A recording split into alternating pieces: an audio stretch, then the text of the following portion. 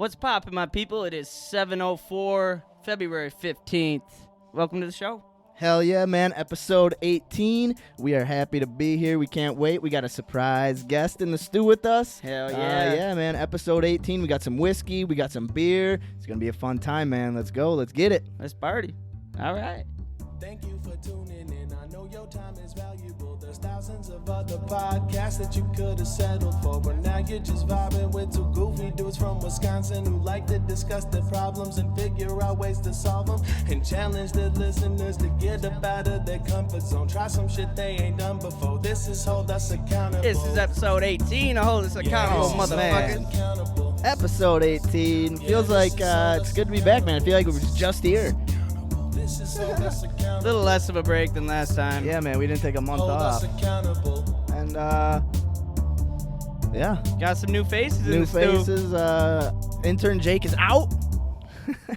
You little bitch. Didn't last too long. That's all right, Jake. We nah, still he's love not you. a little bitch. Hey, welcome to the show, everybody. It is episode 18. Lots to talk about today. Feeling good and yeah, man. ready to go. Ready to go, man. We got into our monthly challenges. We are full-fledged in them. Hell yeah. We got lots to talk about. We got guests to talk about it with us. We got some history on our topics. Oh, yeah. Max Man, has we got got, blood dripping from his face from this carny diet, just shredding Man, meat apart. I was out chasing rabbits down with my wolf pack. Yeah, you know, my fingers are all blistered from just shredding the fucking guitar every day, man. You know how it Shredding that goes. Guitar, man. It's like life of a rock little star. America. A little America. Hell It's yeah. Not bad. Yeah, living the dream. But hey, Can't thanks wait. for everybody for joining us. Yeah, thank you, everyone watching us on YouTube. We're fully up on YouTube. We think Hell we got yeah. the YouTube kinks figured out. Hopefully. So thank you. Hello, everyone. Now they get to see our ugly faces while we're doing it. Oh, man, yeah, I don't know why people watch it, but nah, just kidding. Hey, we're doing it, though. But no, we're having fun. So yeah, again, thank you to everyone who's been listening, interacting with us, just making this a really fun experience. If you're listening on Apple Podcasts, go ahead, give us a review, and any star you want, write something with it. We would really appreciate it. Again, just that review and a comment on the review helps us spread the word of the show on Apple Podcasts. We just want as many people to hear it as possible just because we think we have a positive message to spread, and we hope that, we can get that out to everyone. So, And plus, we got a lot of beers of the week we want to share with yeah, you we got guys. some You good know, don't recommendations, forget man. about that, Got man. some good recommendations. Hey. Thanks to Decker Pellinari. Big shout out Decker Pollinari. Man. Much love to you. Hell yeah. I got in contact with him a little bit this past week. So within hopefully the next month, he'll be squeezing in the studio Joining with us? us for a little Oh, bit. I think he's man. coming up to town within the next 2 weeks, and he said he's going to save some time to stop in here and hopefully drop some live music for us.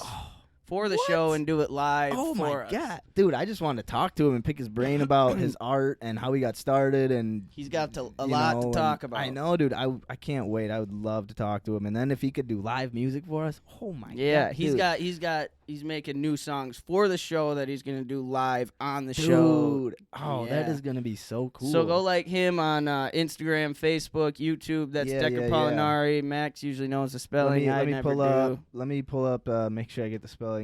I think I know the spelling, but I think I get it wrong every time. Yeah, I don't even try. But all right, I got it right.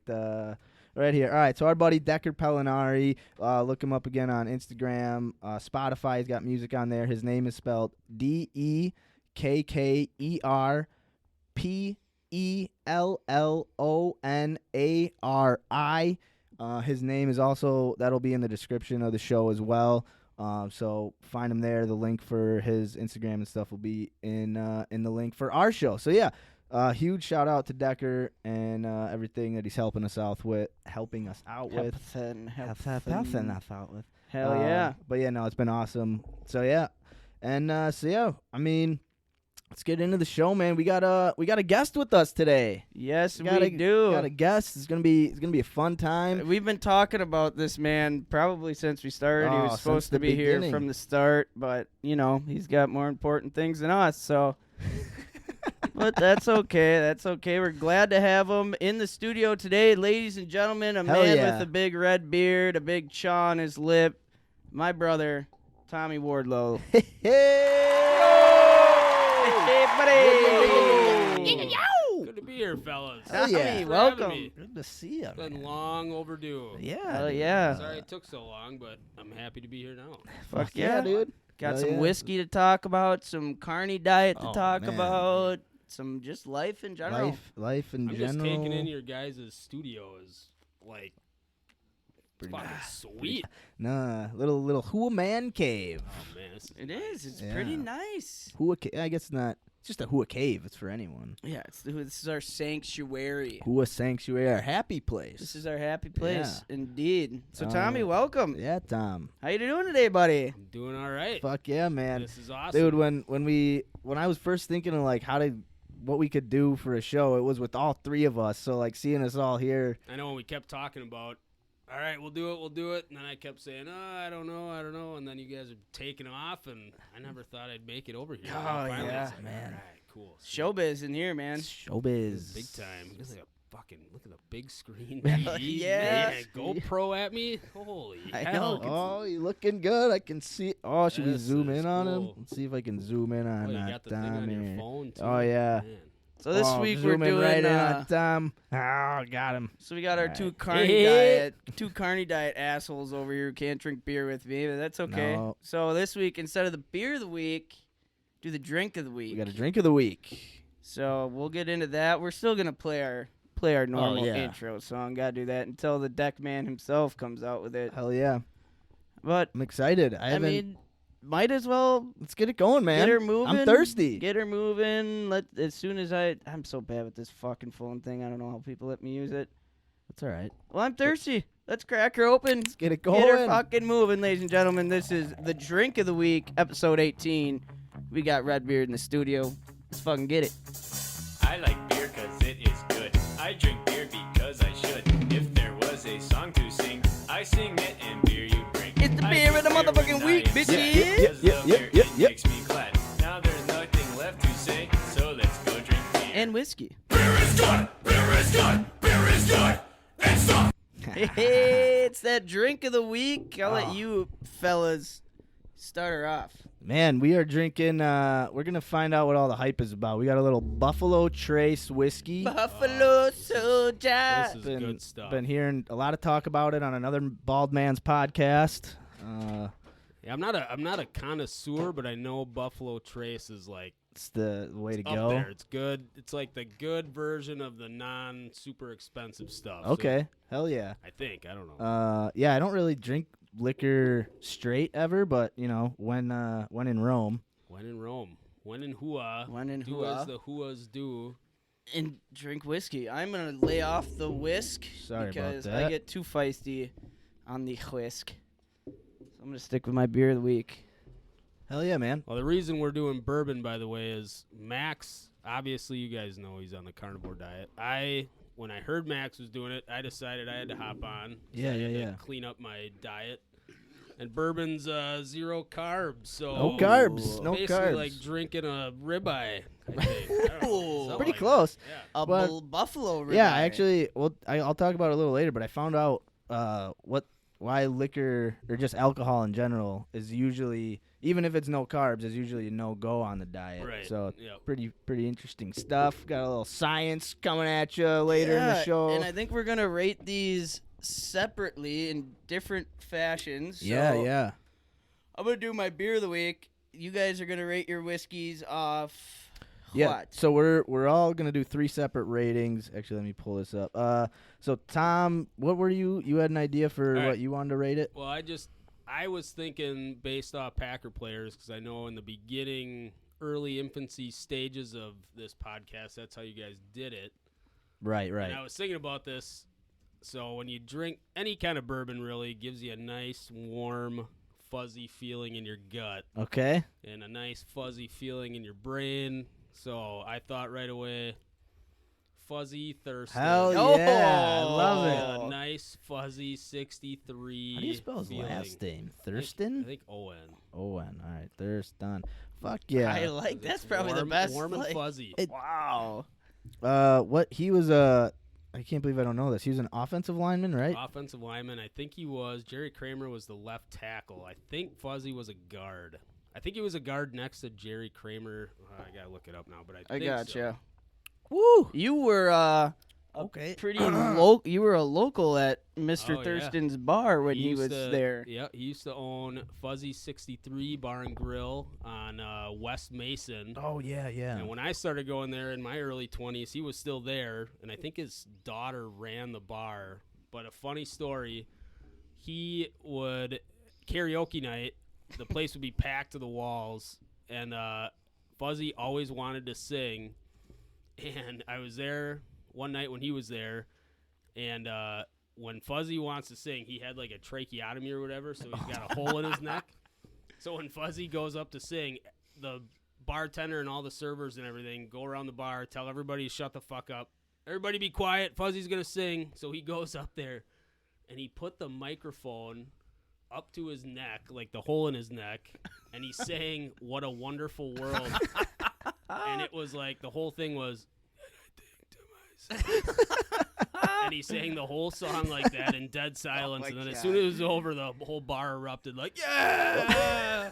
How many times did you hear that man sing that song? Just so, I think it was only one time that I saw one him time? at karaoke, yeah. Oh, But that's I pretty also cool. went up and talked to him because he knows, obviously, Grandpa. And I was talking to him while the bar was really loud. And I was like, Fuzzy, I'm Tom. I'm Tom Hutchison's grandson. He's like, who? Like, Tom Hutchison's grandson. Who? Like, Tom Hutchison's grandson. He goes, oh. That's awesome. That was cool. That's a cool thing about Green Bay. It's like no other city are you gonna get the opportunity to sit and drink beers and go to a famous city legend's bar, Right? and get to shoot the shit with him Oh, it's so That was cool. and get to listen to his beautiful version of What a Wonderful World. It was beautiful. What a wonderful man. wonderful man. Rest in peace, Fuzzy. Yeah, rest in peace, man. Fuzzy. When did Fuzzy pass away? I think like within the last 2 years, 3 years maybe. Was it just sick? He wasn't the one of them who fell off a roof or. No, that was Max McGee. Oh yeah. yeah, Max Interesting. McGee, rest in peace too. yeah, absolutely. No, I think he died. I want to say it was 2018.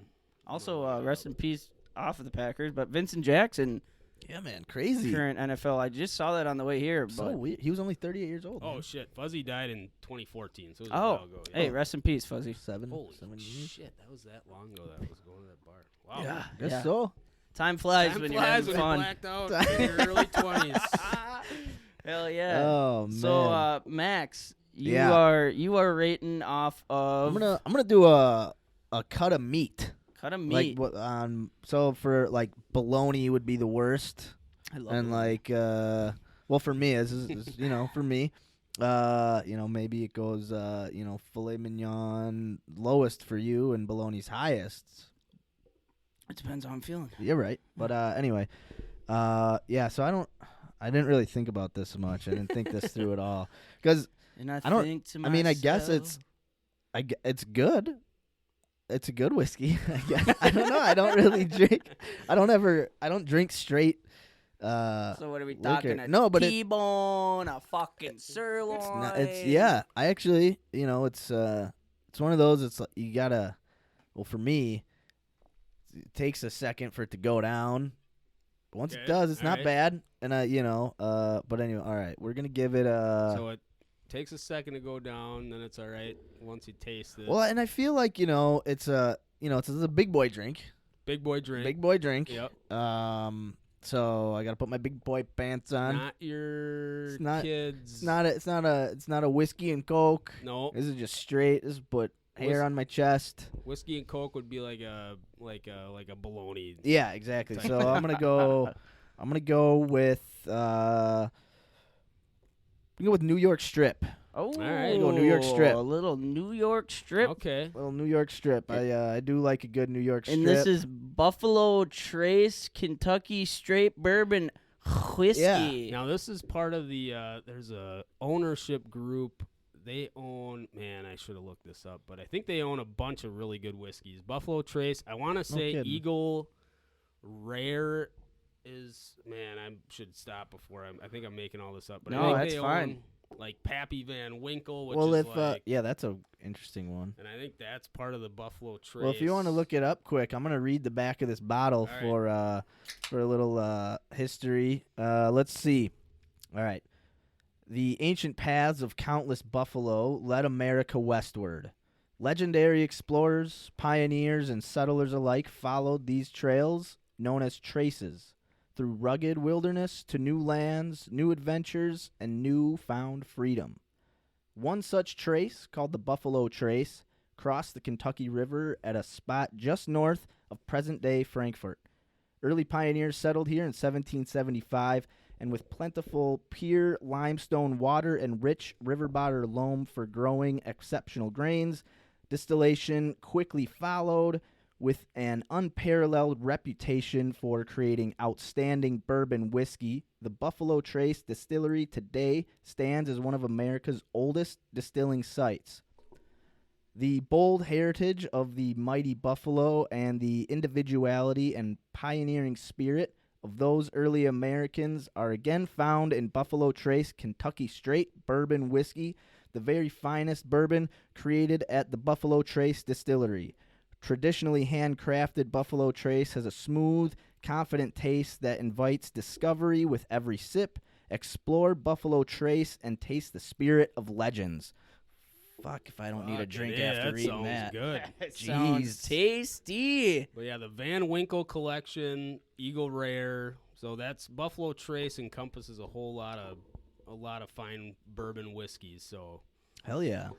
Not too shabby. So it's Yeah, I've heard that like Van Winkle one. It's like it's just a really rare. It's not even like taste wise. It's No, amazing. Pappy, so a guy I work with, he's a big bourbon guy, and like Pappy Van Winkle's one where like when it comes out, there's only I think like a couple hundred, maybe 200 bottles that come out. Oh yeah. Like the high end Pappy Van. There's all kinds of levels of Van Winkles and different bourbons, but like the like certain aged one, it costs you can't get a bottle for under like it costs like $2,000 to get a bottle because they only bottle like a certain amount of them at a time. So they're like, I don't know if it's worth it, but So one of the things I thought I remember hearing, but I could be way wrong.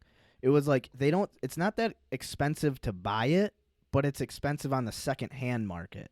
yes. So like you can buy it for like what, couple $100 maybe. That's the thing. Like the guy I work with was saying, he could buy it if he got his hands on Pappy Van Winkle or whatever high end bottle. If he bought it at like $2,000 retail, you can resell that bottle for like $5,000 because it's such in high demand and so hard to get. That secondhand market, they just jack it way up. That's crazy. Why? Which I don't know. I would never. There's nothing I've ever drank that I thought I'd spend more than. Yeah, that's what I was gonna ask. Why? Like you look at, I go into a liquor store and you see some bottles that are like $400, $500, like a lot of Johnny Walkers. Is it the way that like how long they're aged, the way, or just the rarity of them? I think it's how long they're aged. Like the high end stuff is aged 30 years, 20 years, 10 year. When you get up, the higher its age, obviously the longer it's been stored. Right. And it takes that many years to come out with another batch, so that's why it's so rare and expensive, I guess. What's the most expensive? I'll ask you two questions. Most expensive whiskey either of you have had, and the best whiskey you prefer. Man, I don't think I've ever had a super expensive. I think Buffalo Trace might be the most like Buffalo Trace, like aged Knob Creek. Anything that's like $40 to me is like the most expensive. Yeah, I don't think I've ever had me. super high end. Yeah, I've never had a high end whiskey. This is probably the highest, and this are makers. Yeah. Yeah. No, what I drink the most, Woodford Reserve is really good, and I don't really know why. I think it's just smooth, kind of smooth, smoky. What I look for in a bourbon is just smooth, smoky flavor to it. Smoke. I've had a Johnny Walker, tasted it. See, that's Scotch. I'm not a big Scotch guy. I'm not a big Scotch. It was expensive and it was offered to me. I tried it, didn't like it. Yeah. But finished it because it was expensive. But I've never been a big Scotch or whiskey or. That's an acquired. You gotta just drink it. Yeah, it's weird. Like I'm drinking this right now, and I'm like, oh, I could get used. Like this isn't terrible. But then if I was at a bar and I could drink anything, I wasn't on a diet. I would get a beer or I'd get, I don't know. I'll tell you what, I lived up north for a summer. Me and my two buddies drink 30 bottles of Kesslers in a month. Nothing wrong Ugh. with Kesslers either. Every I'll bottle drink tasted Kessler better on than the rocks. next. Oh, Not at man. all. Our But- cousin Ted likes the Seagram 7s in his Yep, old fashions. old I fashions. can drink Seagram 7s on the rocks too. I don't know. Something about I think it's just a taste thing. I like how it tastes. I like the bitterness. burn it gives you. The kind of, I don't know if smoky's the right word. It seems like it is. That fuzzy thirsting fuzzy- taste you get in your just- gut. The like bourbon and like I like. I was never a wine drinker either, but I started drinking Zinfandel, red Zinfandel. Yeah, that's good stuff. I and, do- that gives you that kind of that hazy, fuzzy, nice, warm feeling too. I do Van Stoffel, I think it's called. Van Wine-wise? Stoffel For wine. wine? Sweet red wine. Tastes Right. like juice. You know what this tastes like to me? Like if I could put it'd be more to me. It tastes like how a Sharpie smells. Yeah, that's a good way to put it. I like that. Great. You know. I think it's like for me, I like coffee black. I don't like sweetener That's how I or like my creamer. coffee. So I like the bitter black hard taste. Sure. So and then like beer, that's why I like IPAs because it's bitter. It's a bitter. It's Okay, kind you of like just that. it's the raw taste of whatever Yeah. the hell it is. And so like bourbon's kind of the same thing. It's just it's hard, it's smoky, it's Right. earthy. You know. Right, Here's a yeah. good question for both of you guys, since all three of us has been there. I didn't appreciate black coffee until I lived in the woods, and the only thing I could drink was black coffee. Mm. And that black coffee was my treat every day. Being in the woods, you Yeah. get that 1 cup of cowboy black coffee, Cowboy and then coffee, ever since yeah. then, I never. Were you always black coffee drinkers?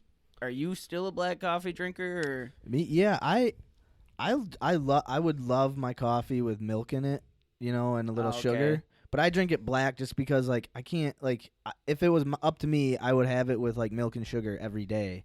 But that's just not good Part of the for plan. Yeah. Yeah, it's not the best. No, just in general. Oh. Even on a just a regular, I would that's how I prefer it. But Right. I can't drink sugar and Well, that's what I mean. milk It's every just, day. You can't put that shit in your body when you're on a. oh yeah. Right. But I have come to like black coffee though. I've now since I've just started drinking it, I do like black coffee. But I think yeah. I think I've just had it. I don't even remember what I was putting in coffee when I first started drinking it. But I don't think I ever remember you drinking anything but black coffee. I like black. Now I put turmeric creamer in it because I watched Yeah. Joe Rogan and Laird Hamilton was on and Yeah. he said What is turmeric. that? He's he's a surfer, like a world famous surfer, but now he has his own line of yeah, it's good stuff too. natural, cool superfood creamer stuff. Okay. So I heard him on saying it did something cool, so I bought it. Well, Yeah. And it actually turmeric. kind of tastes kind of good too. Yeah, it's an interesting flavor, but it's good for your joints. I think is what it's good for. Okay. I think it's a joint. It's really good for your joints. Yeah. I usually just use joints for my joints. Joints for your Those- joints. Yeah, that does pretty That's good. usually the best. Yeah. Hard to put in coffee. Yep. I wish I could still smoke joints and all that stuff, man. I can't do Yeah. it anymore. Yeah, it's power of the mind. Power of the mind. Power of the mind. Power of the mind. So this week, So yeah, Carl, let's get into Oh, you, yeah, what do buddy. you got? I am doing the beer of the week, and it is Line & Kugel's Drink Wisconsinably Wisconsin Lager. Wisconsin Ooh. lager. A Okay. smooth, drinkable amber lager with a crisp, clean finish. And I will start with just telling you a quick history behind Line & Kugel's. Yeah. So in May 1867, the Line & Kugel family brewery was founded in Chippewa Falls, Wisconsin by Jacob Line & Kugel. He was a family man driven by an iron work ethic, and he knew that his German family heritage would play into a part of his brewery's success. Today, the 6th generation of Line & Kugels continues to brew some of the same family-inspired recipe that Jacob poured his heart and soul into. Over the years, our family has grown, and so has our brewery, but our history and heritage remains at the forefront. Hell yeah.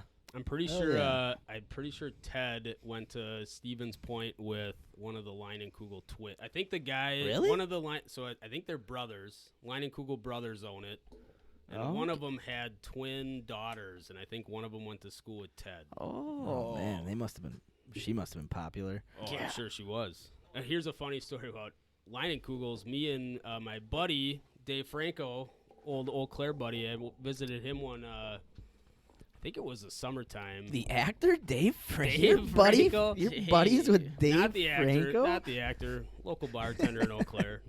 Memorial High grad. We went on a tour one time, and we went on a Sunday because I was there, and none of the brewery was in operation, so it was completely shut down. So we were like doing the whole tour, and the guy's like, "Yeah, this is normally where we can everything.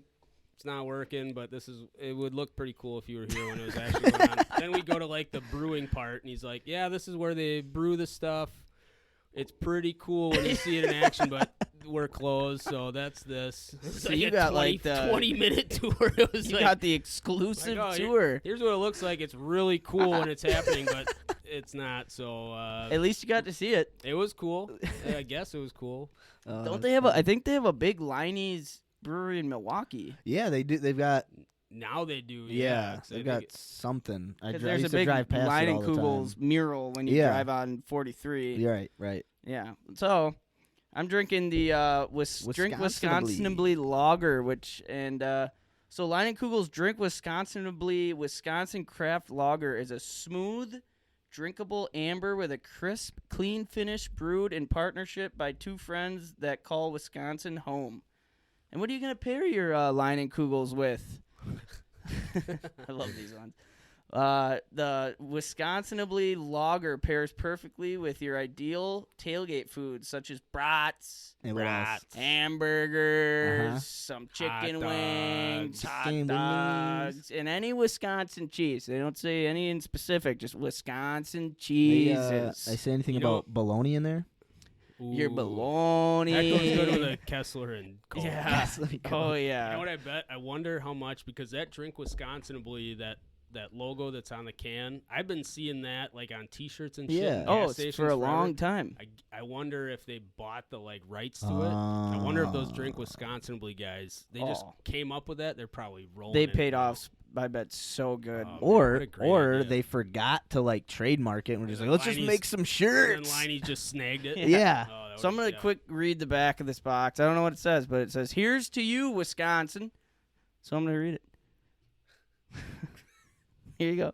Can't wait. Around here, we don't just take life as it comes. We live it Wisconsinably. Our tailgates are livelier. So shit-faced. Yes, exactly. That's how Our you do it here. tailgates are livelier, our polka bands are louder, and our opinions on bratwurst are stronger. Fishing stories are funnier, bingo games are bawdier, and meat raffles are, well, meatier. And Amen. the beer, Hey. it's just better here. The special Dairyland magic is what we set out to capture when partnering with Jacob Leinenkugel Brewing Company to create our own Wisconsin lager. So, after I finish this, we'll talk about this. They've been brewing beer in the Chippewa Falls for over 150 years, so they understand our state, its culture, and what it takes to make a beer, especially for its people. So here's to home, Drink Wisconsinably. So it sounds like the people of Drink Wisconsinably partnered up with Lionel Okay. Kugel. Yeah. Yeah. That's cool. Yeah, I got a quick question. Do you guys remember the first Leinenkugel's beer you've ever had? Have you had Oh, a yeah. lot of them? My first. Do you remember was like, what beer it was? 'Cause Yeah, I have it a was the vivid Summer memory. Shandy. Yep. Summer Shandy. Yep. Me too. All right, mine was Liney's Big Butt. It was called Liney's Big Butt. It had two rams on the logo, like colliding with one another. And the only reason I remember it is I think it was the first time I got absolutely drunk was with my buddy Scott in high school. His sister was throwing a kegger at her house, and one of the guys had Liney's Big Butt bottles. Me and Scott snuck downstairs. And we're like, all right, we're going to steal a bunch of beer and come up and drink it. And I just remember all I grabbed was a bunch of Liney's Big Big Butts. Butt. And I was like, fuck yeah, I'm drinking Liney's Big Butts. So ever since then, I always think I like them, and I think it's just because I stole 'em nostalgia. when I- oh, yeah. yeah. Yeah, that one That's guy. a good he story. probably fucking hated you the rest of the night. Oh, I think he did, yeah. Fucks all my big butts. Who the at. fuck's been drinking my big butts? Right here, guy.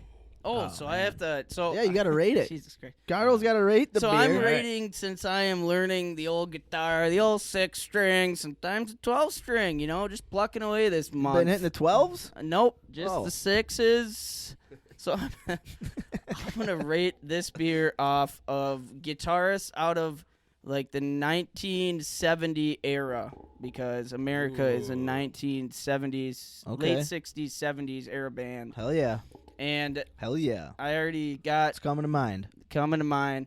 I'm going to rate this beer a Joe Walsh. Ooh, Joe Walsh. nice. That's Yeah. a good beer, huh? Spent the last year drinking Wisconsin Blade, but ain't Couldn't get much drunker. Oh, look at that. that. Sounds good.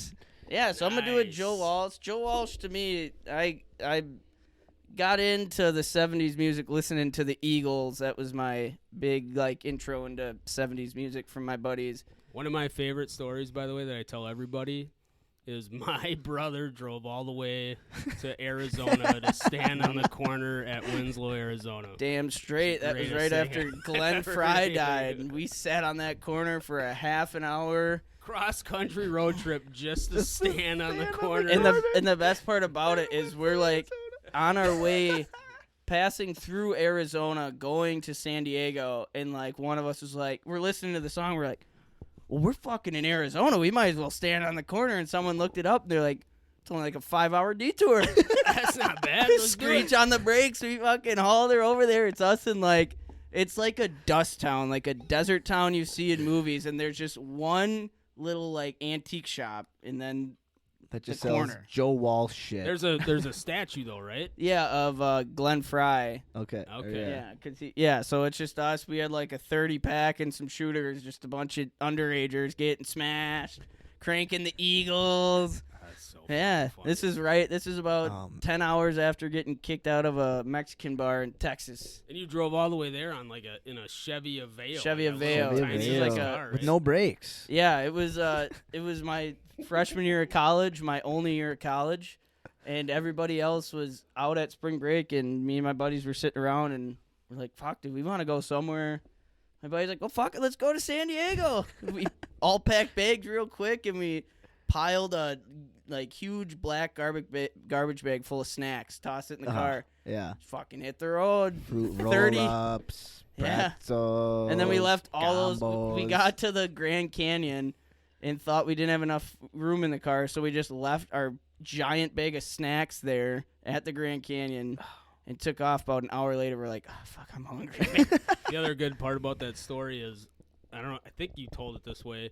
You guys were like, hey, let's go hike down to the bottom. And Oh, you guys yeah. just decided you were going to go yeah. hike down to the The bottom. bottom. And you made it like halfway down, About a like half- however many miles, like 8 miles or no, something. we made it insane. like a mile and a half. Yeah, and then the down. guy, you saw a ranger or something, right? And he's Yeah. like, what are you guys doing? You're like, oh, we're hiking down to the bottom of the canyon. They're like, you realize that's this many miles down? And he's like, you guys have It's like, stuff you got you need? water. And You you're got like, no. And you're like, nah, we don't got anything. He's like, I would probably turn around. Yeah, I'm like, yeah, all right, we'll turn around. Get back up that Well, mountain. we got to the Grand Canyon at like midnight, and we're like, fuck it, we'll just camp. Camping was closed, and the office was somehow open. And they're like, yeah, we got a room for like $70 right on the brim. We're like, yeah, fuck Yeah. it. So we partied all night, and and then woke up like 2 hours later, and we're like, let's fucking hike to the bottom. go hike down. The most beautiful place, and the whole time my buddies are just like, this sucks. Let's go back up and drink beers. So it was a great experience. Yeah. Oh, my So God. we had a little Buffalo yeah. Trace Kentucky Straight Bourbon. Tommy rated that off a old fuzzy feeling in his stomach, Mr. Fuzzy Thurston. Oh yeah, and I rated it off some cuts of meat. I gave it a New York strip. Oh, and I had the Lining Kugels with Drink Wisconsin Blee Wisconsin Lager, and that got the old Joe Walsh. Spent the last We got some good stuff flowing in the stew tonight. My eyes are a little fuzzy. It's getting a little fuzzy. Let's keep her moving, hey. Keep her going. Keep Carl. That's the drink of the week. Ladies and gentlemen, episode 18. I'm buzzed. Me too. Yeah. Oh yeah. I like beer cause it is good. I drink beer because I should. If there was a song to sing, I sing it and beer you bring. Ooh. I drink beer when I am sad. And whiskey. 'cause the beer, it makes me glad. Yeah. Ooh, Now there's whiskey. nothing left to say, so let's go drink beer. We got Tommy in the stew. Beer is good. Beer is good. It's up. Hell yeah. Did you Hell guys make yeah. that song, or did you find it? No, we made it. We made it. Yeah, we made it. Did you really? Yeah, oh yeah. Yeah. Yeah. we You guys did are it. awesome. You guys All are right. awesome. I'm gonna step to the old porta john. Okay. You fuckers talk for a sec. Sure. You take a leak already? Yeah, I broke Hey, we're that seal already before I 7 got through minutes the in. door. Oh, it's gonna be a show. Only 3 more hours. Hell yeah. All right. Fuck you, Kate Down. Yeah, man. Carnivore. Let's talk about the carnivore diet a little bit. All right, How's yeah, it been let's do going it. for you? How you It's been been- doing? It's been going good. It wasn't even on my radar. And then I stopped by your place last weekend, yeah. and you were prepping for it. Yep. I had tried carnivore diet one time. Yep. I think it had to have been like a year and a half, 2 years ago. Yeah, I where tried was- it right around a year ago this Yeah, time. and I was gonna do it. I was all about it. I think I made it like, I don't know, 3 or 4 days, and I gave up on it. I don't even Okay. remember why. But when you said it, I was all bloated up from like, I Yeah. was on a month straight of just eating like shit, drinking beer, Yep. and I had bloated up, gained a bunch of weight. So when Yep. you said carnivore, I had just gotten back from up north. We were drinking all weekend. We were eating like shit, pizza and Yep. all that stuff. And then I thought, you know what? I should fucking do that too. So I Hell think yeah. that night I was like, all right, I'm going to do carnivore too.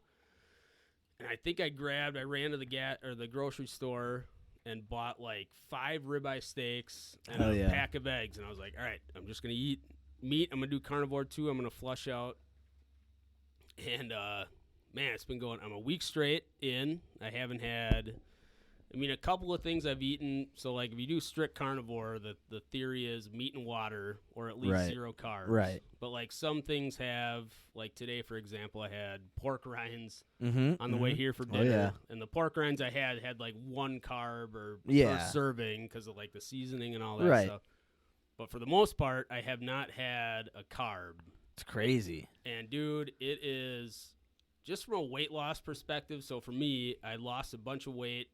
When COVID hit in March, I decided I was going to lose weight because I had gained a bunch of weight before that. It took me, like, from March to, I would say, October, I shed off, like, 25 pounds. Hell yeah. But it took that long. And then, like, from Christmas until last weekend, basically, I kind of fell off. Right. And I inflated by, like, 15 pounds. Yeah. So I gained 15 pounds of bloated weight. So I decided to do carnivore. And so I started it last Monday. I'm a week in. I've already shed off 15 pounds of like bloated Hell weight. yeah.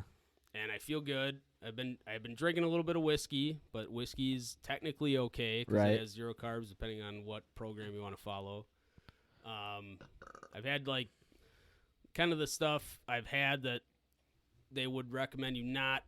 Basically, meat and water is what they say to do. Right. I've had like Diet Coke, a couple Diet Cokes Yep. a day, drink coffee in the morning. I think I had mayonnaise one day. I had cheese one day. Yeah. But basically, that's been it. I've been following it pretty strict. And Yeah, I feel good, man. The hardest thing for me has just been the lack of like flavor. Everything is so rich and thick that it's like you Yeah. just need something refreshing to Right. just kind of like, I don't know, like my thing has been gum, and then I found out there's actually like carbohydrates in gum. Oh, shit. Just like Really? a little, yeah, just a little bit, but each stick I've just chomped through like sticks and sticks of gum. Where you suck those carbs dry out of that gum. Yeah, no, and then I was like, oh shit, I guess I can't even have gum. Like if there was, So what's one But- thing like you guys miss the most? Like when you're doing this, like one thing you think about where you're like, oh fuck, I want that so bad.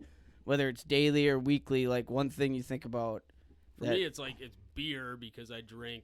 I love beer, so I love Yeah. having a few beers at night. I was okay like the first 6 days. I really was strict and had no problems. Okay. And actually, when I wasn't drinking anything, which was Monday and Tuesday of last week, yeah, like when I didn't have alcohol, I could control it way more than if I were to have whiskey. your cravings. Yeah. Yeah. Like I didn't Oh, even yeah. feel anything. Cravings for like food too, or like Food or like so like today for example, or okay, let's go back Sunday. So 2 days ago, I wanted a beer. I wanted a beer so bad because I hadn't had a beer all week, and I was doing everything I could to like resist having a beer. So I got to my mom and dad's house. They had beer in the garage, and I'd like for an hour I was pacing back and forth like, don't drink the beer, don't drink the beer. Right. I mean, it's just one beer. Have a cheat day. No, don't drink the beer. Oh, that's the worst. So that was bad. And then like today we had cake in the office for Oh. somebody's birthday, and I was like, God damn. Dude, that that's the looks really good." hardest. In the office, too, because let's face it, the office sucks. Oh, dude. And you just want one thing to make it better, and if there's cake around, it's like, okay. Oh, they just got cake in the morning, they donuts, they got leftover catered food and shit. But, but no, other than like the last 2 days of cravings have really came on, but stayed strong. I mean, the crazy part is like the other thing too, the reason I'm kind of doing this also is before when I was losing all that weight, I was working out like crazy. So like I would lift in the morning. I had a schedule where I'd lift for an hour, half in the morning. At lunchtime at work, I would go and run or do some cardio. So I was like working out 2 days a week. Oh, nice. Now my schedule changed, so I only have like maybe 45 minutes in the morning, and I can't work out at lunch. So I have to like condense my workouts. So the thought was, all right, get real strict on my diet so that even though I'm not working out as hard, you know, I can still maintain weight loss or maintain weight. So like this carnivore thing, like I work out. I don't work out every day. Right. And like today I didn't work out, but like even when I don't work out, if I stick to the diet, have zero carbs, like my weight doesn't fluctuate. And you probably still feel good. Like and I feel all right. Like I don't feel like sluggish and hazy from eating Yeah. shit or drinking beer. So Yeah, and you just feel kind of like good about yourself. Like you, yeah, even if you man. might not work out, you accomplish like you've like overcome your mind almost, and like Hell no, yeah. I'm only eating, you know, these types of foods. for sure, dude. I Um, got a thing on one of my like. I never use it, but like one of those protein tumbler mixer things. Yeah. Jocko Willink, he's like a big, Yeah. you know who Jocko Yeah. is. So like one of his big sayings is discipline equals freedom. Right. Right. And that's so true to me is like if you're sticking to something and you're not wavering Yeah. and you're doing what you have to do, your mind is at ease because you're not constantly beating Right. yourself up for fucking Dude, up. for real. That's Like, a to great me, quote. Oh yeah. If you're sticking to it, you're free because you don't have to worry about what you're not doing Yeah. because you're doing what you Yeah. gotta do. It's so true. It's so true. Right. So what, like, so Max has for his cheat days, he does whipping cream, Yeah, no, like I crushed up cheese, and no, it wasn't chips in it. it wasn't well, yeah, see like a cheat day, it's mainly like the dairy stuff cuz you know, so I'm kind of backed up on this diet, Oh yeah, me too. you know. So dairy kind of always backs me up. I'm either backed up or I'm having emergency diarrhea. Yeah, It's one of the two. And then There's and no then, in between. and then when you're Zero. having and then even after the emergency diarrhea, you're like there's more in there. Oh yeah, dude. You're just like why didn't what Dude, I there's painted, nothing else. I painted the toilet at work today, and I was like, dude, You could do it like 5 times. I feel like I haven't. I have not shit regularly since I started. That's like, this thing. is totally Yeah. different, but like after my shoulder surgery, I just did a week on my painkillers, and Yeah. after a week, I just took Vicodin for like, or whatever they gave me for like 4 or 5 days just for the pain. And the following week, I didn't shit for like probably 9 days. 9 days, I didn't shit once. Ooh. Oh yeah, dude. And didn't, and what worried me is like I never felt like I had to. So like day 9, I told Alexis, I was like, I haven't shit in almost 2 weeks. Gotta start I don't stepping on feel my like stomach. it, and I'm like, so I drank an entire bottle of that laxative milk, whatever that laxative milk is. X-Lax? Yeah, and she gave me just like a cupful or a little cupful the dose, double the dose, and a day went by, so I just chugged the whole thing. Yeah. You shit your brains out. Oh, I fucking holy 9 days worth. See, I might have to do that. That's the one thing about this is like not having the regular shit. I do feel I don't feel blocked up, but I feel like Not right. I don't feel regular. Yeah. You My know? day doesn't start right unless I take a shit in the No, morning. Me neither. Yeah, man. so what's a weird like it's a weird like balancing cuz you know your body's got to compensate somehow for like the crazy change. Right. So you kind of expect it, but then after a while you're like, okay, like I'm ready to like Well, and I think the reason, so I'm not a scientist, and I've only read a couple articles, but I think the reason you get blocked up or you have diarrhea is carbs are like fiber is like carbs. So like if you're eating Right. vegetables, which are healthy fibers, that's basically what shit is connecting to, latching onto in your body to dump out. Okay. So when you don't have carbs, your body doesn't have whatever that thing is to hook the waste onto. Ah. So you're not able to digest regularly. So it's harder for your body to Okay. get shit out. Is there? And I this don't- could be a stupid question because So there's no meats that have carbs in them. What is? No. I mean, if you're eating raw, like, or not raw meat, but like uncured, like, okay, for example, a meat that does have carbs. Today I had for lunch, I went to Quick Trip and I bought 2 bratwurst links and 2 hard-boiled eggs. The bratwurst links, I think, according to like my Fitness Pal or whatever, when I look it up online, had like 2 carbs or 2 to 3 carbs in each link. So the processed meat, Okay. Yeah. used like with seasoning and whatever else they use to Yeah, it's that extra shit added case to the it. meat, that shit has Right. a carb, but like Okay. just pure meat does not have carbohydrates in it. But even like you said, 2 grams of carbohydrate, Yeah. and that's like nothing really. Right. That's damn near nothing. So like, But but even yeah. today, like I bought pork rinds, like I said, because I was on a hurry. I didn't have time to eat dinner or prep anything, so I Right. stopped at the gas station. I got 2 bags of pork rinds. Yep.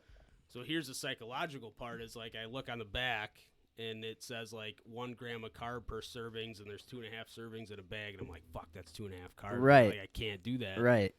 But I'm like, all right, it's only 2.5. Yeah, it's not. Compared to like if you were to have a fucking Subway sub loaded with healthy vegetables, but you had bread on it, you're eating 70 carbohydrates right there. Right. So, Yeah, Hey. it's so weird. It's crazy just what. Because like a lot of the things I was looking at was that,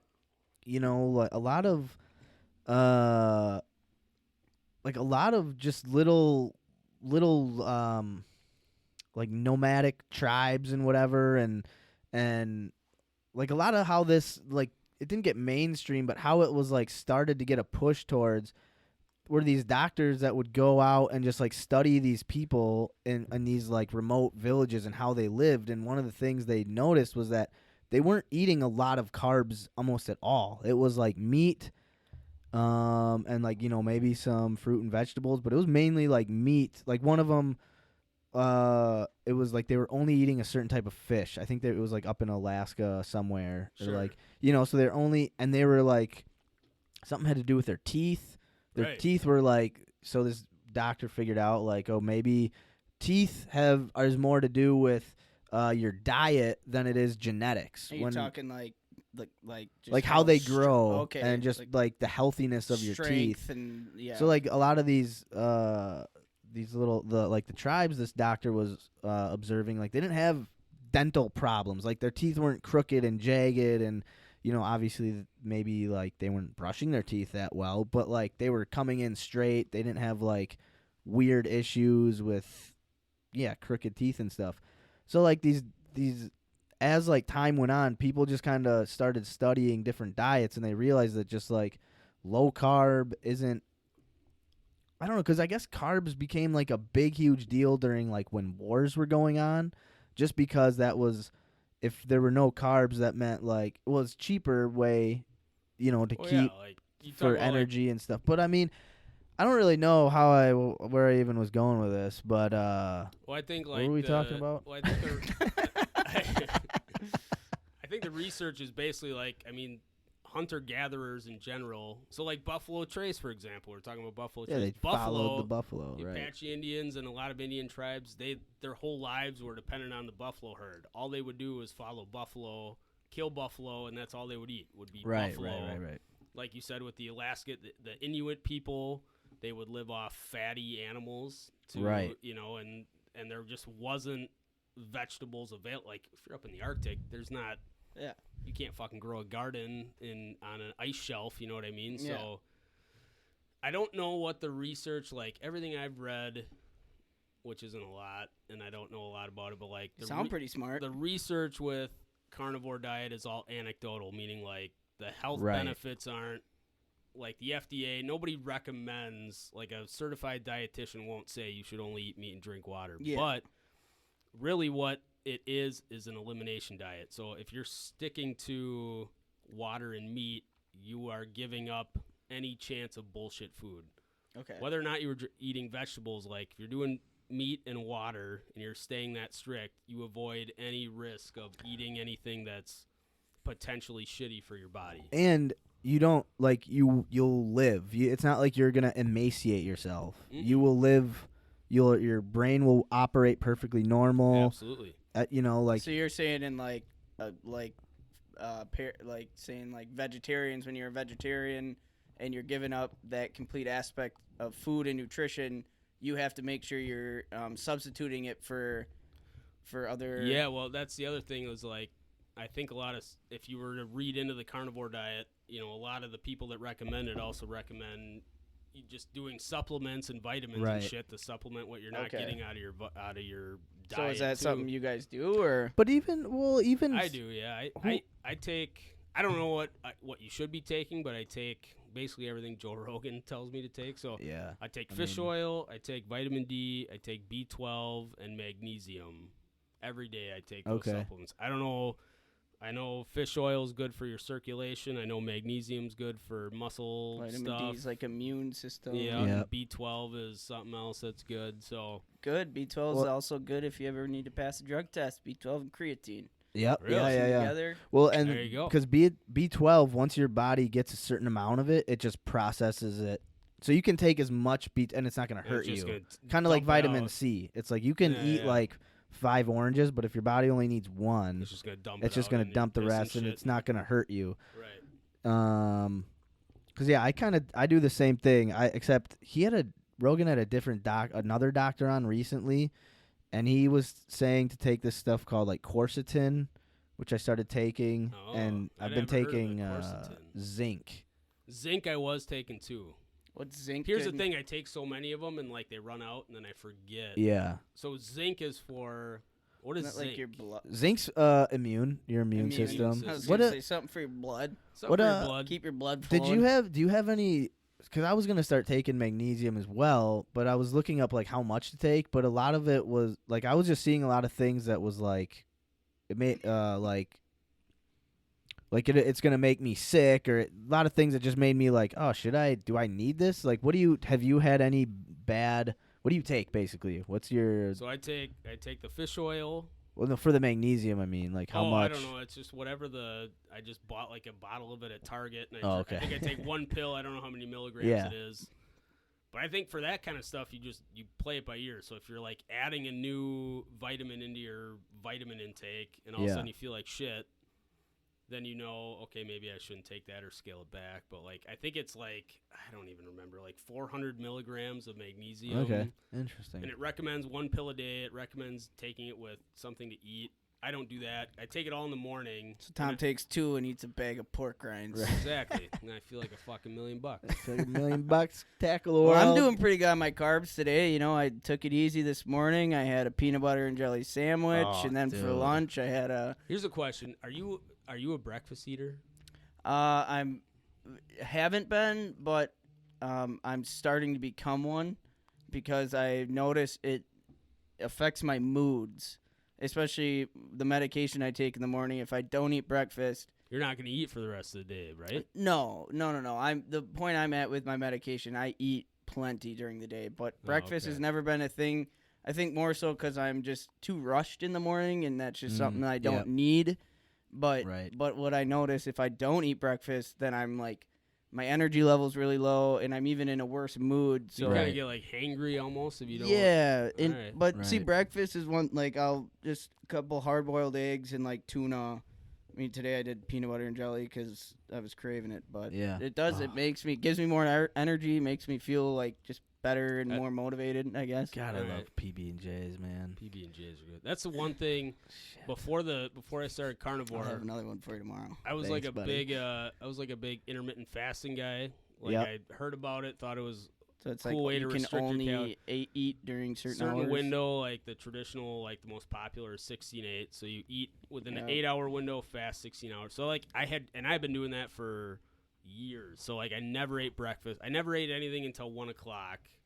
And then when I started this carnivore diet, I would never get like satiated, meaning like full enough to like go a full until like 1 in the afternoon. So now what also I like about this is like I can eat when I'm hungry, Right. Because I don't have to worry about what I'm putting in my body because there's no carbs. It's all fat and protein basically. Right. So like instead of waiting until 1, if I get hungry at 10:30, I'll have a can of crab claw meat or tuna or gotta egg. try Can you that. eat a can of tuna? Yeah, man. Yep. Dude, one of my favorite snacks I just found out last week. I went to Piggly Wiggly for lunch, and I was like, "What can I fucking eat?" I found canned crab claw meat, Ooh. and so what I'm doing is I'll melt like a quarter stick of butter. Yeah. I'll take the crab claw meat, put it in there, mix it up, microwave that to warm it up, and it's like having fucking Christmas crab claws and butter for a snack. So you can Dude, do I butter? gotta try that. Butter's Yeah, zero butter's carb. okay. I mean, it It's all like depends. varies like amounts. If you're a and- hardcore carnivore guy, anything outside of meat and water is Right. cheating. Yep. Okay. Yeah. I'm not like that because I don't have that.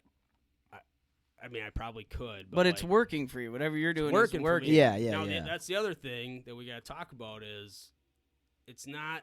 We're not saying. I'm not saying the carnivore diet is a healthy lifestyle for everybody long Right. term. My reason for doing it was to do an elimination diet to shed bloated weight. Okay. So basically, eliminating carbs means, and I think this is the science, is when you eliminate carbs out of your diet, your body's insulin level drops. When your insulin level drops, basically after you burn off all your carbs, your body starts to burn your stored fat for energy because it doesn't have Okay. any more carbs. So that's kind of where the fat loss comes in from the carnivore diet. Right. That's what I want. My goal was to shed weight, lean up, get rid of all the excess stored carbs and bloated weight and fat that I was burning. So that's working for my goal. If your goal is to have a well-balanced diet and to have all the essential nutrients and whatever, that's probably not your goal. If your goal is to obviously be vegan, carnivore is not your Yeah. ideal diet. But like for my goal, and it's not long term, I don't plan on living carnivore forever, but I'm going to do it as That'd long be as I'm losing insane. weight and feeling good. I'm going to keep doing it. But when I kind of get to a point, I might switch and add in carbs here and there, So- Yeah. vegetables or something. Do you but- guys think like is this one because like I find like I mean with any working out like any workout routine once you get in a routine it gets easier as it goes Right. like Right. for me that's the thing with working out is the hardest thing is just getting myself to the routine Yeah. Yep. like if you get in this routine of the carnivore diet do you think it was something you could go farther than a month or is it like to the point where it's like this it just gets sickening or I can't do another fucking steak today like I think I could. I would be worried about my health, like what health consequences are. So what I you're think lacking and if I were to do it long term, I think I'd literally if I made it a month, let's say I go a month, I'm feeling great, I'm losing weight, but I'm feeling high energy, I can still lift and work out the way I want to. Right. If I'm gonna go past a month, I'm pretty sure I'm gonna go to a doctor. I've already kind of thought about it, like a nutritionist, get like See where your levels are at. yeah, blood work and all that shit to just say, okay, just to make sure, okay, you're not pre-diabetic. Because another thing I've heard with carnivores, it can spike your, I don't know if it's your blood pressure or something that indicates like diabetes. or something. But like Sean Baker, the like godfather of it all, he has whatever that is, he has high levels of it that would indicate pre-diabetes, but like his blood work and everything comes back clean. Interesting. So my thing would be I would go to a doctor and say, here, I've been doing this for a month. I feel great. I want to keep doing it. Is it healthy to do it? okay Are my levels? And if he said, yeah, it's safe, keep doing it, then I would do it. If he was saying, hey, your blood pressure's up or whatever, you should really cut down on the meat, then I would cut down on the meat. But Right. So does it get Now- easier for you guys? dude, it's been the opposite for me. So like the first 5 days of it were actually, I think it's because the results were so drastic for me. Right. Sure. Like, It's like I saw- addicting at a point. Yeah, I saw the weight fly off, and I felt the confidence of sticking to it made me want to not quit. And then Right. the weight loss was like, oh, I'm gonna keep doing this because I keep shedding weight. Yeah. But then, like, as I got to like day 5 and 6, when my weight kind of plateaued at like Yep. 185, so I wasn't losing weight, and then I started having cravings. Yep. That's when it got yep. harder because I was like, oh fuck, if I'm not gonna lose any Yeah. more weight, I can at least have No, a beer. yeah, I'm So, right there with you. That was kind of my thing too. It was like, you get into it in the first few days, you're like super motivated and you're like, fuck, I'm only eating meat, and you're Right. super motivated. And then after a few days, you like, because I kind of went in with it the same thing. Like I was just coming off of my sinus surgery, so I was just sitting around for like 2 weeks. I basically ate ice cream for like 2 weeks. Yeah. Just before that, it was like New Year's and Christmas, Yep. and I just wasn't like in any kind of workout routine. So it's kind of the same thing. I was like, I need to just like reset everything, and my body needs to like, I don't know. I was like sick of feeling like shit. Like, Right. I'm eating like shit, but fuck it, So whatever. What have you felt in the last week? Like, feeling in your body wise, like, have you felt better? Have you felt? I don't know. I guess. I mean, I think I don't. Is it just a mental thing where you're like, I'm sticking to this. I feel good that I'm not eating bullshit. And then Yeah, I it's more feel- of that. I don't really feel like I don't, but I also don't think I've been doing it that well. Like I've been pounding those pork rinds with like the different flavors, Yeah.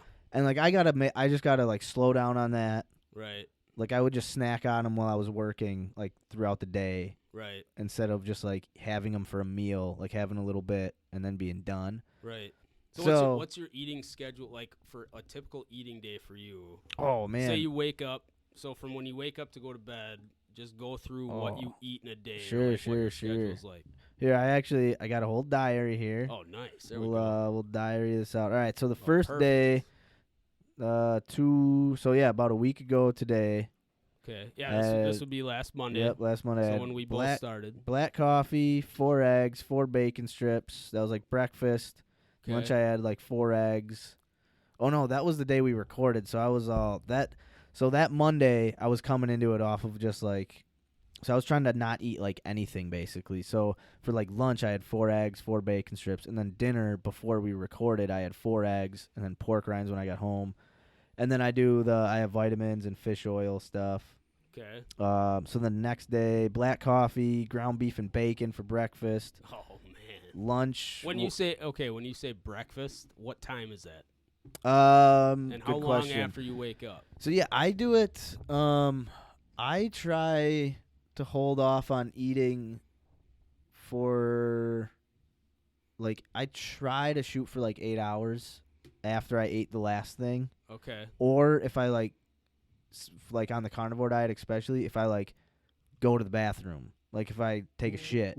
Then you're good for your next meal, basically. Yeah, then I'm like, okay, I have like digested something. I can put something in me. Yeah. So I'll kind of judge it off that. Or No, but I'm saying like breakfast. Let's say. okay, so this I should have put times down. I would guess usually around 10 o'clock is when I start eating. Okay. I would say that's breakfast is around 10 o'clock.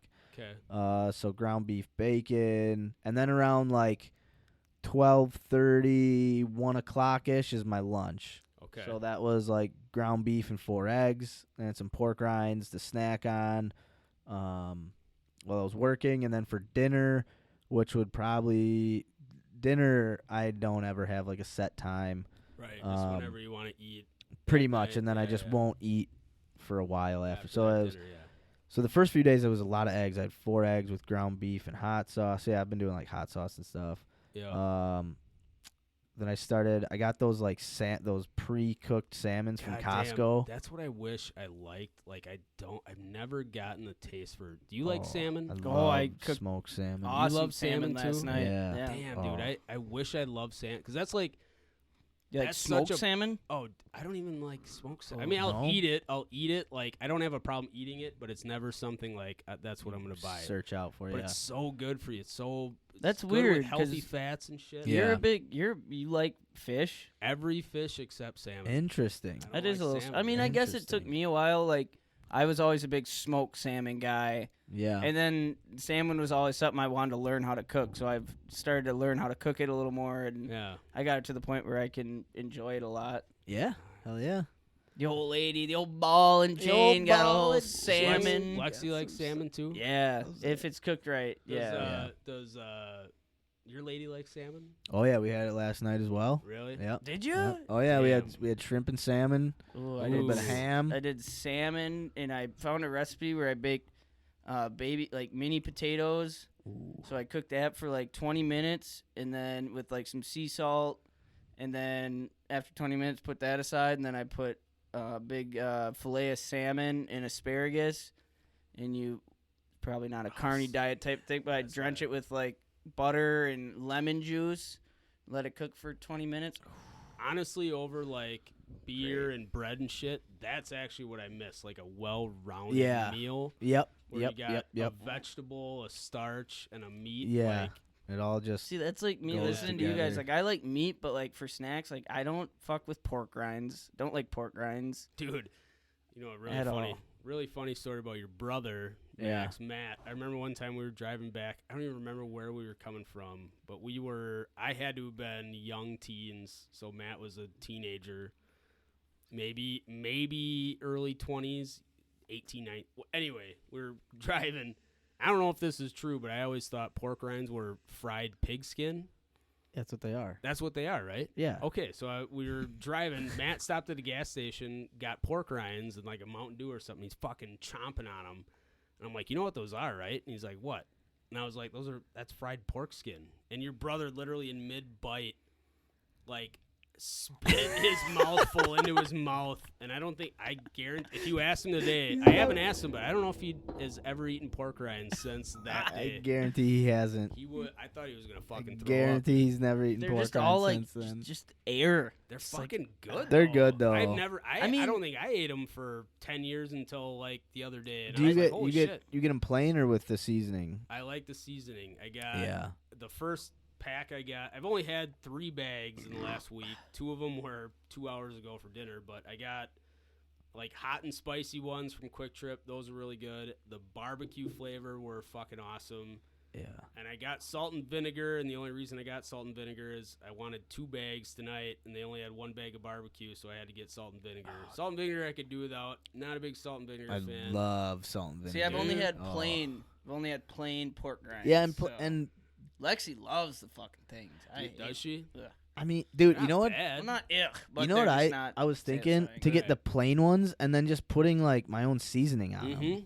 Because Yeah, like there's that's like basically butter. what it is. yeah. Like if butter. I was on the diet, I could just dip them in butter. Mm-hmm. Yeah. Fucking butter for on sure it. you could. Oh, see, I think I could make it through the. Well, and that's like what pork rinds to me I like about them because it's just something you don't get anything crunchy and like No, I don't know like airy. Like, Like you don't get anything like airy a and snack. creamy and shit. No, so yeah, like pork rinds I love them, but I do think I have to cut back on them a little bit.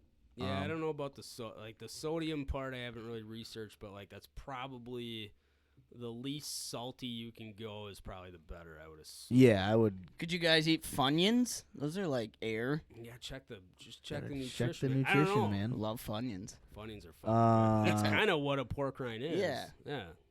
yeah, But pork rinds, and then I started making some lamb. a little lamb. Started getting What some is- lamb Is going. your lamb like is it like a pork chop or a steak where it's It's- a hunk of lamb? It's that you, it's like a mini T-bone, okay. but it's a lamb. It's I don't know what kind of cut it is. I forgot to Yeah, check. yeah. I love Euro meat, which I know Yeah. is Lamb love is Euro meat. lamb is weird. Like Yeah. it's different. It's got a different flavor to it. It's not gamey. I don't know what the I don't know what it's called. See, I tried yours at your house, and that tasted gamey to me. Okay, gamey. Yeah, it's Like- definitely more gamey. Like versus like venison meat. Venison meat's gamey, but it's greasy. That was like not greasy, but it was definitely gamey Had a- tasting. yeah. To me. So I found you put that with. See, I can eat it by itself fine. I'm not like, oh, this is great. But if I put it with bacon, oh, it's like goes perfect with bacon. Lamb and bacon is Really? amazing. So do you And have get to? that. Oh, go ahead. Do you have to watch what types of meat you're buying?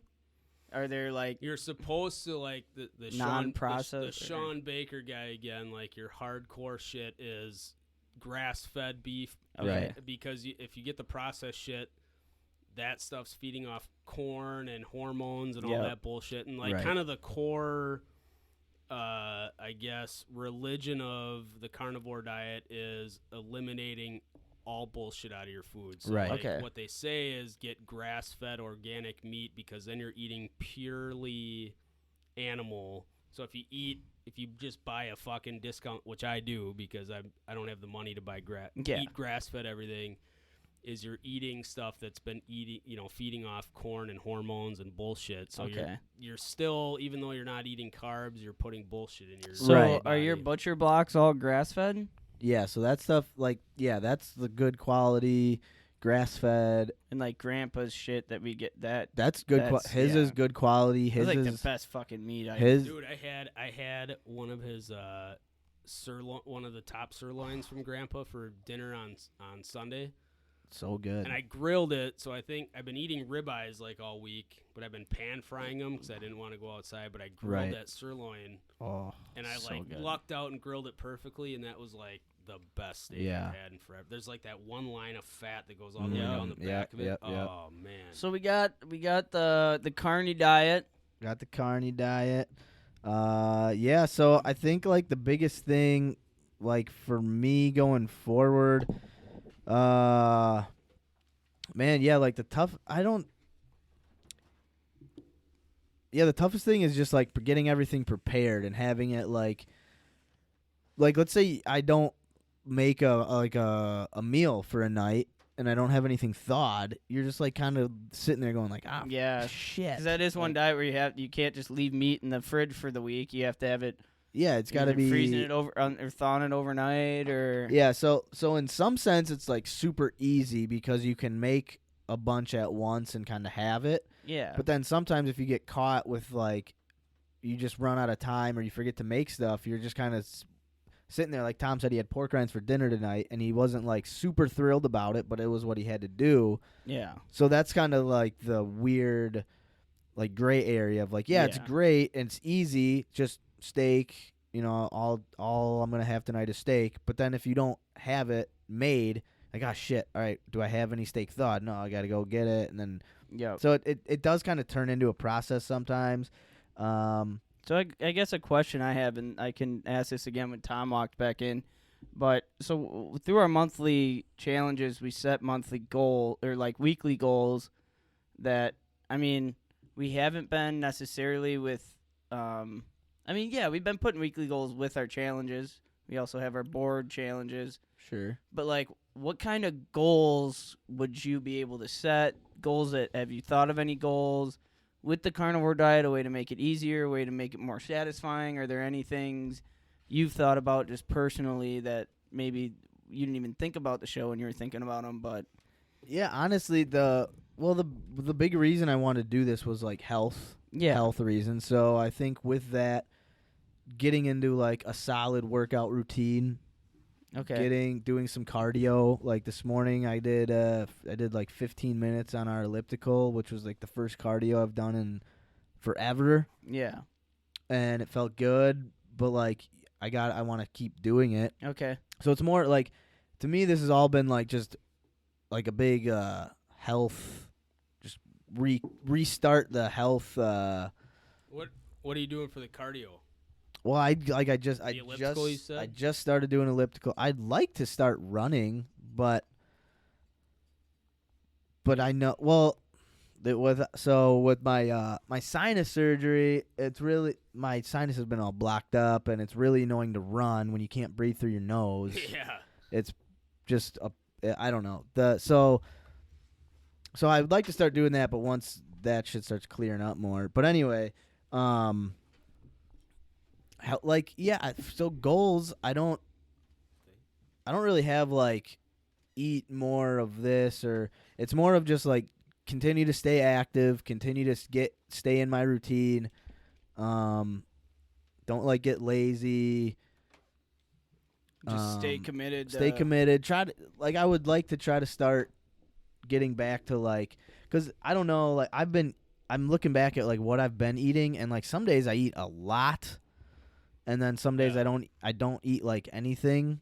Dude, you know what I've noticed about this? Like when I was drinking beer, so if I was doing beer instead of whiskey before, Yeah. I would get munchies at night, and I don't know. even maybe that's eating carbs throughout the day. So like my favorite lunch of all time, at least like the last month, has been a foot-long tuna melt on flatbread from Subway.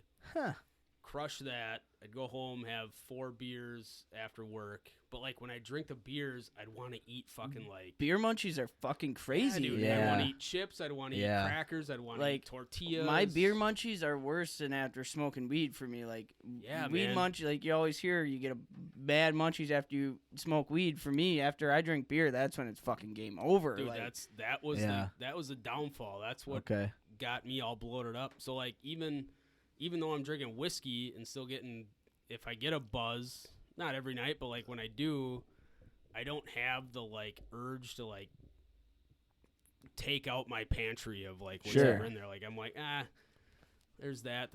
Nah, I'm fine. I'll have a glass of water, and I'm like, so that it must be something with beer, because I've been the same way. Like for a while, I was trying to drink whiskey waters, trying to be, trying to cut off beer, and like it was like totally cut off my munchie aspect, but. Having a couple beers, I'll go fucking balls to the walls and clear cover. There's something about after you have some beers, like you want something salty. Yeah, man. Salty, and then you're like, I could take something sweet now. Right, like, okay. Offset the saltiness, yeah. right. Yeah, you gotta clear. One thing you should try. So I used to lift an hour and a half in the morning. I'd have all morning. Now that I don't have that and I can't work out at lunch, I have like 45 minutes in the morning. So I try and get strength training, weight training, and cardio in all at once. Okay. And I've been following all these guys on YouTube with kettlebells. Yep. I don't know if you ever fucked with a kettlebell. Yeah. A little bit. I got 2 50-pound kettlebells and a bag of like resistance bands. And I've been following this guy on YouTube. He gives you like this like 20 to 30 minute routine. Okay. And it kicks your ass. Yeah. It takes 30 minutes to 45 minutes. You get lifting in, like you get strength training and cardio in. Sure. Can it start? Do you start like slower at the beginning, or is it like balls to the walls? No, you just work to what you're capable of. So like if you start it, you can either do, if you haven't fucked with kettlebells for a long time, you can start with lighter kettlebells. Sure. Or you just take your time. Like a lot of these routines will say, get through this circuit basically of workouts, take a 2-minute break, okay, and then do 3 rounds of that. If you're beginning and you're getting your ass kicked and you're huffing and puffing, take a 5-minute break, okay, or take breaks between the workouts. Dude. But like, dude, the kettlebell things to me have been. So what do you do with the kettlebells? Oh, dude, there's squats. So there's a guy on YouTube. His name is Chandler Marchman. I don't know how famous he is on YouTube, but he'll give you can do upper body, lower body, total body. Okay. But it's like a mix of like cleans, presses, push presses, deadlifts, and you just do a circuit of them, and you do a couple rounds of it. You do like 3 or 4 or 5 rounds of 5 or 6 workouts. Okay. And you just do that, and it's like you get the resistance from lifting and moving around the kettlebells, but you get the cardio from the kind of, it's like a HIIT workout where it's high intensity, get your heart rate jacked up, calm down. So that's like a good way to condense your workouts in. Okay, yeah, I like that. So if I can't do lifting and cardio, if I can't work out twice a day, I do that in the morning, so it gives me kind of a combination of both. Yeah. But that's why when you combine that with a carnivore diet, right, where you're restricting your carbs and you're eating healthy and clean, right, you're getting the same effects because you're not putting bullshit in your body that you have to burn off. Okay. So that's been cool. I like that. So no, continue. Sorry. Oh no, what? No, continue with what you were saying. Oh no, I was just gonna say, what? How'd you hear about this guy? Did you just were you just looking up YouTube or Google and stuff? Yeah, I just started doing. I mean, I've been kind of. I've had like 1 50-pound kettlebell for like 5 years. Yeah. Watching like Joe Rogan and other people talk about kettlebells, like I had like a set number of workouts I knew how to do with it. Okay. And then like one day I just YouTubed like kettlebell workout. Yeah. And I found this guy, and he like posts shit once a month. Oh, okay, He has a whole library. I have in my YouTube account, I have a library of workouts. And it's Sure. like 35 Yeah. videos of different kettlebell routines. Yeah. So if I'm like, all right, I got to hit legs this day, I just scroll through that, see what leg workouts he posted, Okay. and then if I got to do chest. So like you just kind of learn like tons and tons of different lifts, and then you can kind of build a routine Okay. around that. But if you do 3 or 4 sets of 5 or 6 different workouts, and you try and do it without rest and get your heart rate up, spikes your metabolism. 'Cause that's the other thing I heard about like working out is the HIIT workout stuff, the high intensity training. Yeah. So like the benefit of that is you don't have to do it as long. It spikes your heart rate, which jumpstarts your metabolism. So your Right. metabolism is like active and high power for the rest of the day. So like Okay. you only need 20 minutes of HIIT workout because the rest of the day your body's still burning carbs because you got your metabolism spiked. If you do steady cardio, you're basically just burning calories within that time frame you're Right. working out. While you're working Because out. your heart rate's Okay. pretty steady. It's elevated, but it's not spiking. So you want to spike it, drop it, spike it, Yeah. drop it, spike it. 20 'Cause minutes. That's what a HIIT workout is, right? Right, exactly. Okay. And like a half hour of that kicks your metabolism up, whereas like steady okay. cardio state just burns calories while you're doing it, and then when you're doing it, you're done. Oh, okay. Right. And then once you're okay. Right. So if you're in a time crunch and you don't want to Interesting. spend 2 hours a day working out, that's the way to do it because you get the metabolism spike, you get the calories burned, and you get the strength training and all. And I'm all about like resistance band, like especially after shoulder surgery. Like I don't don't like doing a lot of free weight shit. right. Mhm, Risky to me. mhm. I feel like I can, but you never know. Yeah. So like resistance bands. I mean that's something I just try to do on a daily basis. Just Yeah. fucking shoulder Right. shit, like curls, and then Right. I have a little squat bar that I can strap my resistance band to Yep, and do yep. squats. Yep. So- Hell yeah. But then the kettlebell thing is something I've seen. I've always wanted to get Right. into. Yeah, I got to Well, get some kettlebells. The cool thing about combining kettlebells and the bands is, so like for me, I only have right now, I have 2 50-pound kettlebells. Mm-hmm. So like some workouts, chest workouts and shoulder, I could do 50 pounds is not necessarily heavy. Right. Like I could probably do 70-pound kettlebells to make it harder. But like if you add resistance bands to it, if you're doing deadlifts with kettlebells where you're just lifting up, if you step on your resistance bands, put them through the kettlebells and add Sure. Yeah. resistance, now you're doing 150 pound. Right, Like okay. versus 50. Kind of like Oh, gives you a shit. variety. How many different bands do you have? Do you have just like one main No, one, or do you have a couple different? I just ordered them. I think there's 5. So Okay. it goes up like the resistance, like the lightest band is like 10 to 25 pounds. The second one is the resistance is like 25 to 35. Then Right. it's 35 to 50. Then it's 50 to 75. Yeah, then it's right. like 75 to 100. I got Okay. like the first 3. Right. Yeah. And you use them for different things. Like the lighter resistance ones you can use for incorporating in shoulder press. Yeah. Heavier ones like would be your leg workouts where you Yep. do deadlifts. You put your big heavy bands over your kettlebells, so you have. Yep. So I don't know. Interesting. And it makes it easier, like especially like you said, when you're at a time crunch and you're at home, you don't have all the money to spend on dumbbells and squat Yeah. racks and shit like Right. resistance band, kettlebells, Oh, small yeah. things like that. You can incorporate them together, and it Yeah.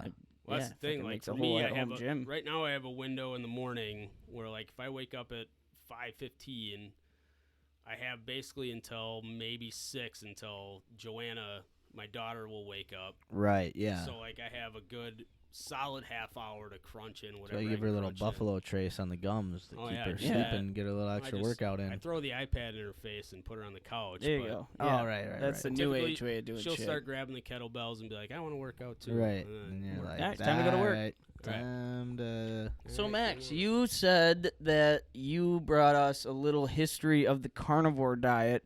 Oh. A little. Well, we did kind of talk about it a little okay. bit, but I'll any specific. I'll quickly. things? I can quickly. Because my guitar talk is just. I'm just gonna give a little I want to hear you background. play guitar, man.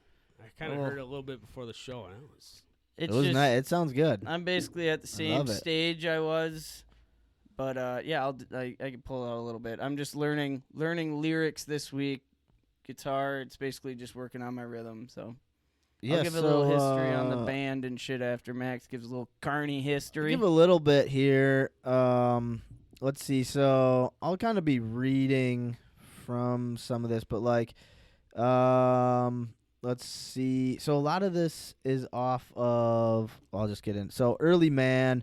There were Australopithecus, which is said to have roamed the earth for millions of years ago, was probably the first to start eating mostly meat for its foods.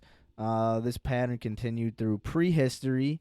Renowned gastroenterologist Walter Vogeltin Walter. noted in his 1972 book, The Stone Age Diet, that Stone Age people disappeared if they did not eventually adjust to meat-based diets. All right, so a full-blown author over there saying, eat your meat. Eat your meat. That's basically science right there. So let's see. We got some similar observations would help set diet trends in the late 19th and early 20th century. All right, so in that time period, as the 1800s drew to a close, voices began to be raised in favor of carnivore-style diets. So Dr. James Salisbury, one of the first proponents of a meat-based diet during the modern era, was a New York physician named, Dr. James Salisbury. During the 1850s, he experimented with diets consisting of only one food and settled on a ground meat dish as the healthiest option. This dish came to be known as the Salisbury steak. Shit, so if you could only eat one thing Salisbury and live steak. for the rest of your life, it's Salisbury steak. So Dr. Salisbury went on to further test his findings on Union soldiers suffering from chronic diarrhea. Decades after the Civil War ended, Salisbury outlined his diet in the book The Relation of Elimination and Disease. Salisbury's ideas created quite a splash in the late 19th century, America and Great Britain, and helped set the stage for the carnivore diet. So, just one proponent of, if you could only eat one thing, on meat is better for you than eating just vegetables. Interesting. So let's see. Another trailblazer in the world of meat-based diets was, another fun name. Vilmar Stefansson. An Icelandic American ethnologist and Arctic explorer. During an exploration of the Mackenzie Delta of the Western Arctic, Stefansson was stranded without supplies and forced to depend on a local Invialuit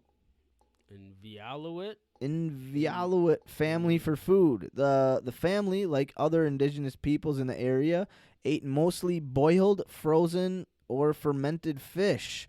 Upon returning to the United States, Stefansson decided to put meat-based diets to the test. He and a friend ate nothing but fresh meat for a year, adding a weekly serving of calf liver to avoid scurvy. Oh, yeah, you gotta have calf liver. Yeah, I avoid that scurvy. I was reading a lot of things about liver and kidneys. So what I want to know, Stefansson, how long did he live? So let's see. Then when did he die and how did he die? Through the medical wisdom of the time, expected Stefansson and his companion to suffer from. So the medical wisdom expected these two to suffer from kidney and high blood pressure as a result of the diet. They did not experience either of those two things. Stefansson would champion a meat-based diet for the rest of his life and did much to legitimize this way of eating in the eyes of the world. So I guess I don't know how long he lived for or what he died of. Guessing he died meat of poisoning. Guessing he died of a heart attack and clogged arteries. All right. Hey, but that fucker was shedding weight.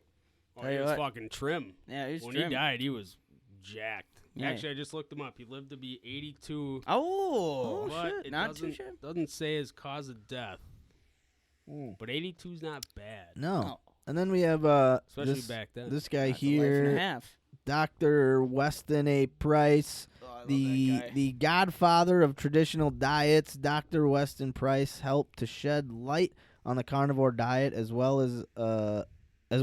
Dr. Price, he was a Cleveland-based dentist who spent 10 years observing dental health of peoples untouched by modern civilization.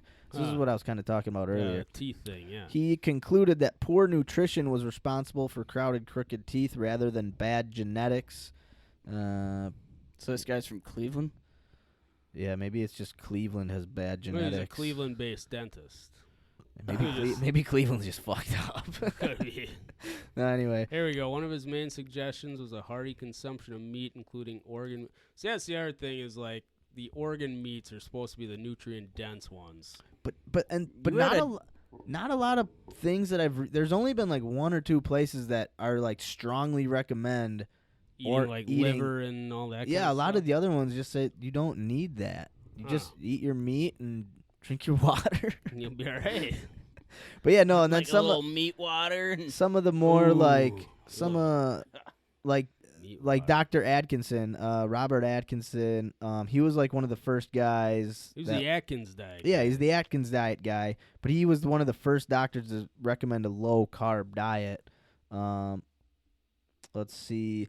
During his residency, Dr. Atkins became concerned about the use of medication to suppress hunger in weight loss patients. He then experimented with a low carb diet on himself and 65 others with great success. He published his book Diet Revolution, which outlined the tenets of his now famous low carb diet. And then there's the guy, the big guy, Get to Sean Baker. Yeah, there Sean you go. Baker. He's the guy. the Bake Man. Sean Baker is Bakerino. he's an orthopedic surgeon, former Air Force officer, and world record holding weightlifter, amongst other accomplishments. He authored the book called The Carnivore Diet. It's one of the best books out there for it, apparently. Tell by the title. Yeah, right. That's kind of all they say about the most The Bakester. famous doctor. Wait, in go to the that. Go carnivore back to diet. that. Scroll down. Conclusion. Let's read. Oh, conclusion. So as we've learned, the carnivore diet did not magically appear 10 years ago, nor is it a harebrained scheme of a couple of crazy dieters. This way of eating has roots that sketch back to prehistory and has been advocated by many physicians and thoughtful dieters through time. So, I mean, basically what this is it's been tried and tested for many years, and it has the effects that they're going for. And It's not for everyone, but not it's for everyone. for some people. And I think if you It's like any diet. right, and I think if you do it the correct way, like a lot of these doctors were these tribes and these peoples were only eating, but they were probably eating like fresh meat that they killed and not only that, they were probably, these hunter-gatherer tribes are burning fucking 87 million calories a day hunting getting the their meat. food Yeah. and living. And So- there's no spices. There's nothing but the meat that so if you're just sitting on your couch watching Netflix all day, I don't think this diet's the way to go. If Probably you want to not. lose, if you're trying to lose weight, Well, that's with any diet. Like, Exact- You but- got to put more into it. but that's a lot of the misconception that people get with diets is, I'm just going on a diet, I'm gonna lose weight. Just watch what I eat, I'll lose weight. Yeah, for the most part, I guess. But if you want to like get the most out of it, you got to put a little bit of work Yeah. in. You got to Yeah. make sure you're getting the right stuff. Make sure you're doing it on a you can't do it like, I've been doing the carnivore diet a couple days though. I've had a couple sandwiches and a donut, but for the most part, it's just meat. Exactly. So Yeah. you can't have it's like saying I'm a vegetarian, anything. but once in a while I'll eat steak and chicken. It's Yeah. like, yeah, fuck you. So, and one of the things with alcohol that I was reading, the reason why it's not recommended, even though it's no carbs, is that your body wants to get rid of alcohol as fast as possible. So instead of your body attacking fats Right. first, Goes it after the alcohol. it goes after the alcohol first, so it Yes. slows down your ketosis. And that's because like Right. alcohol basically to your body is a poison. Yeah, right? so your Like, body's going, I got to Right. get rid of this. Yeah, Let me your- break it down. Your liver basically goes after the alcohol first, and then alcohol also. It converts to even though like there's no carbs or sugar in bourbon, your body converts it to sugar in order to store Sure. whatever it can. Yeah. You know, so like it's not that it's healthy to drink bourbon. It's just that it's 0 carbs, so it's kind of follows the platform. Technically, of it. it's But anybody that is a carnivore diet person would say, don't drink. don't drink. Yeah. Or if you're if you're gonna drink one day a week and it's like one drink. Right. Be in obviously in moderation. Everything in moderation. Right. But like that'd be like a hardcore. Yeah, hardcore would be no drinking. Right. But yeah, no. So I mean, it's been cool. I like doing it. But then there's other places that say like you shouldn't do it at all. Like it's a restrictive. It's bad for you. Like this one. But again, like this, they gave it an overall. Like they were scoring different diets. Oh, and I read this one. They too. gave this one a horrible score and was like, "Don't do it. It's just a restrictive diet." The carnivore diet is a restrictive diet that only includes meat, fish, and other food. Blah blah blah. Yeah, but do you really need it? Like it says, you should have fruits, vegetables, grain. Like, do you?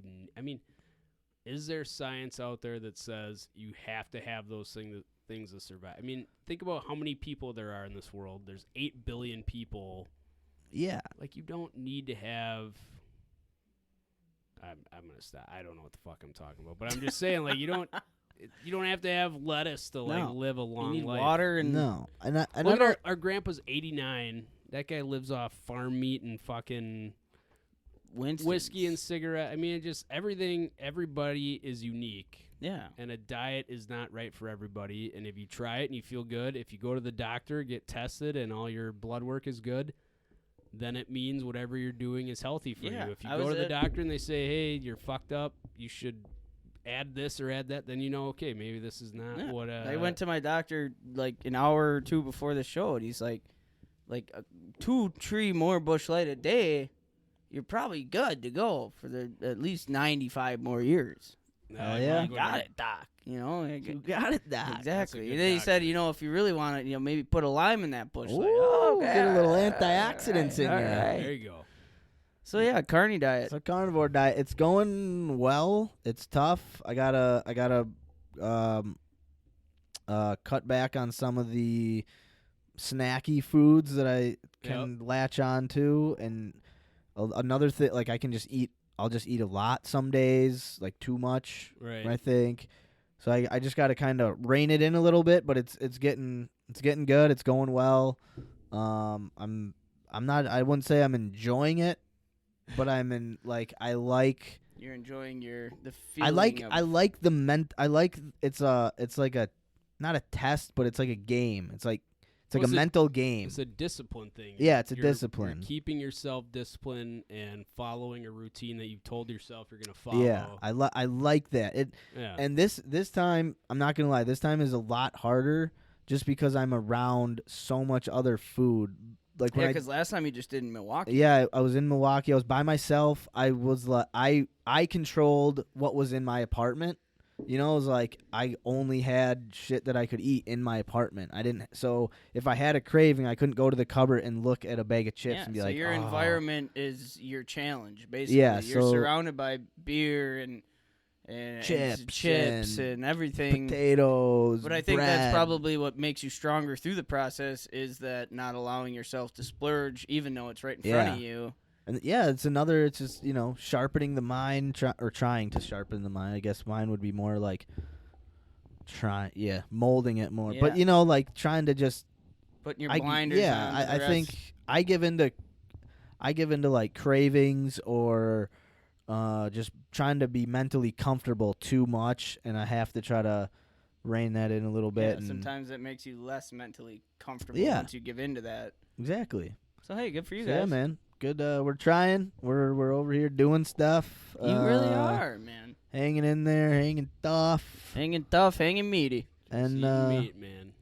By yes. the way, speaking of that, I was going to bring this up earlier. I had the first time I had Wagyu steak. Wagyu. It's like the cream of the crop steak. Oh, It was at Republic Chop House. It was an $89 piece of steak, but it's basically Regu. Oh man, it's like a marbly, fatty all throughout. God, fuck, Dude, that it sounds was fantastic. unbelievable. Have you guys ever had veal?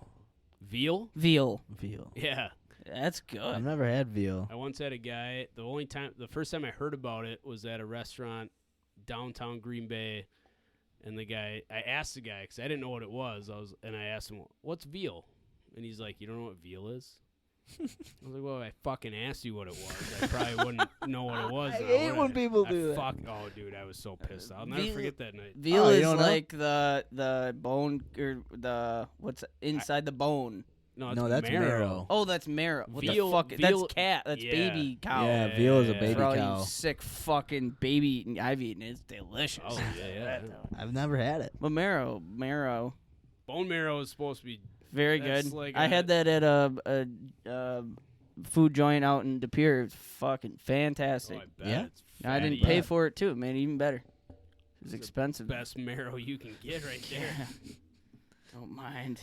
Yeah. What do we got here? I've never had. Oh, this is the board that Oh, Yeah. popped up randomly. So I'm still learning But guitar. we got Yeah, Kärel learning guitars, guitar. learn- Hey, before we get into this guitar talk, quick, Yeah. Tom, what was the first? Do you remember the year of your first Dave concert? You're my first Dave concert. I was wearing an Atari Bigby jersey to the concert. Would have been My guess is it would 2005. 2000, maybe 5, 6, or 7. It was like right. It was either my senior year of high school or right after, maybe the summer after I graduated. Okay. I went with your brother. Went with Hell Matt yeah. and all the St. Norbert's girls. That concert, it was at Alpine Valley, and that was right after Bernie Mac died, the comedian. Okay. Yeah. And there was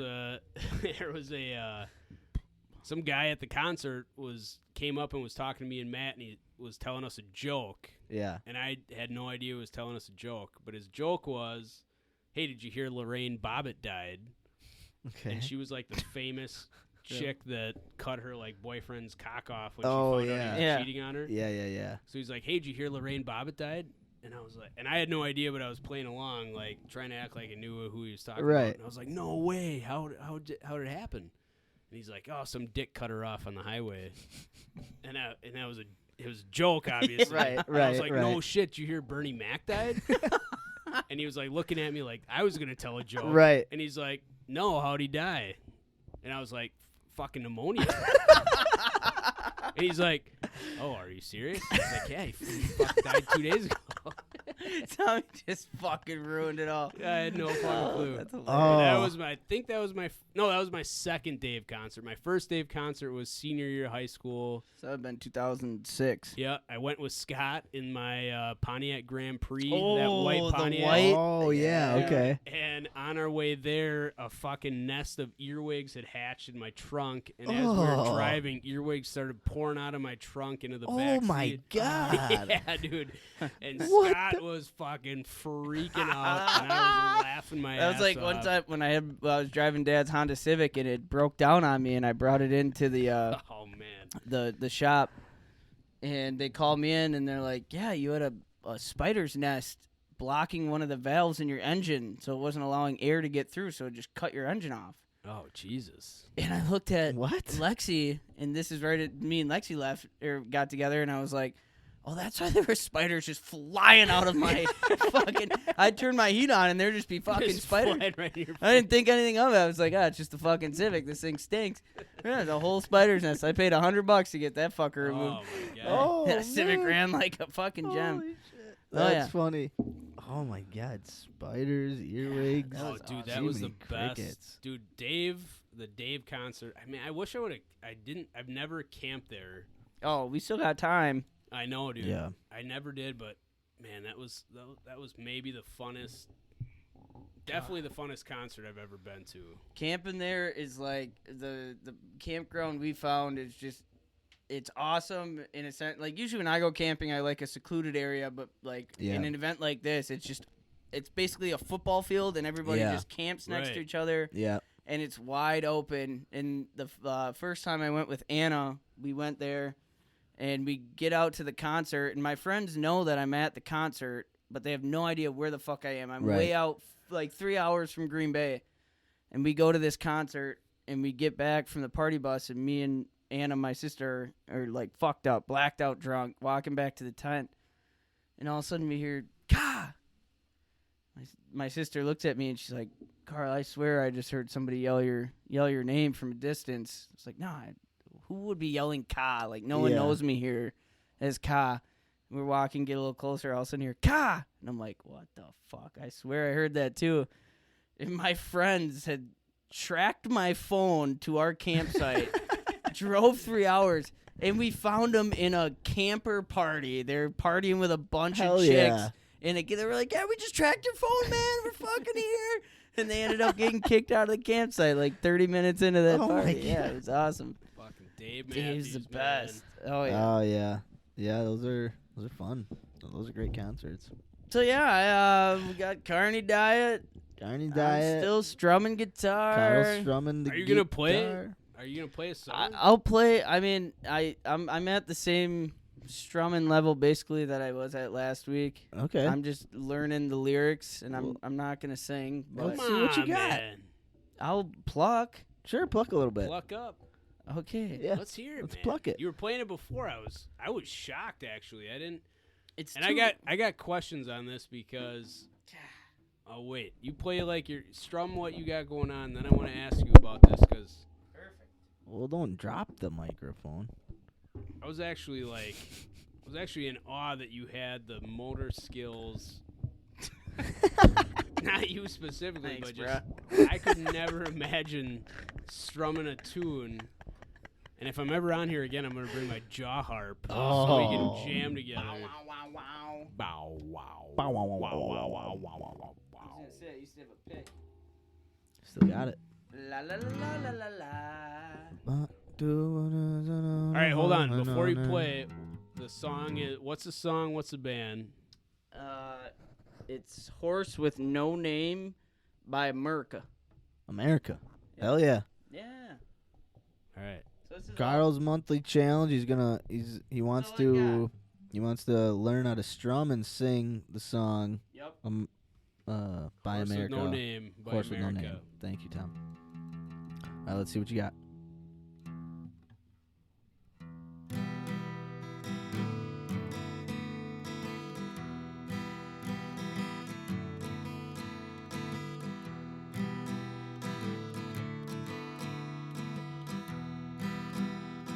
Out of the rain, went through the desert on a horse with no name. It felt good to be out of the rain. And So- ain't no name of when Hey, see, if you guys had the no lyrics, pain. you could just sing along with me. Oh yeah, here, let me pull them up quick. La, la, da, Good da, call. da, da, da. All right. I wonder if you could Now, pick who up. is Neil Young in that band? No, he is not. And But did he do a cover of this song? I don't believe so. On the first part Okay, ready? of the journey. Oh, sorry. Ready? I'm gonna get him up too. I got it. I'm almost positive Neil Young. Maybe he did, because I did read they said something about America or about Neil Young on something. La la la la la la. All right. So I got once I start singing. All right. So I'll start singing, and you can see how much I'll go off beat.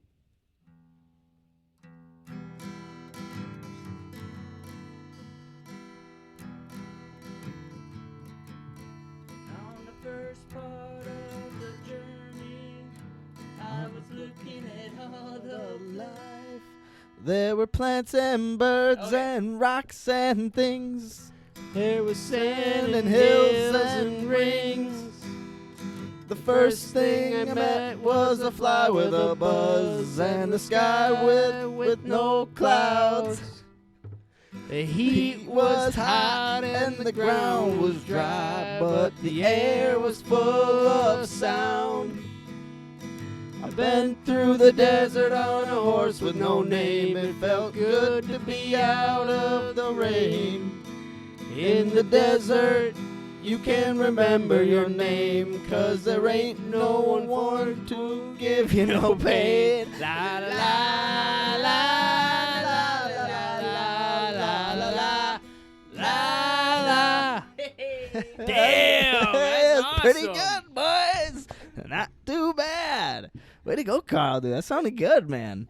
All right, so my question, before you started that, did you have any guitar playing experience? Were you fucking around with a guitar at all before this? Like a little bit, just trying to I was trying to just learn how to play notes, Okay.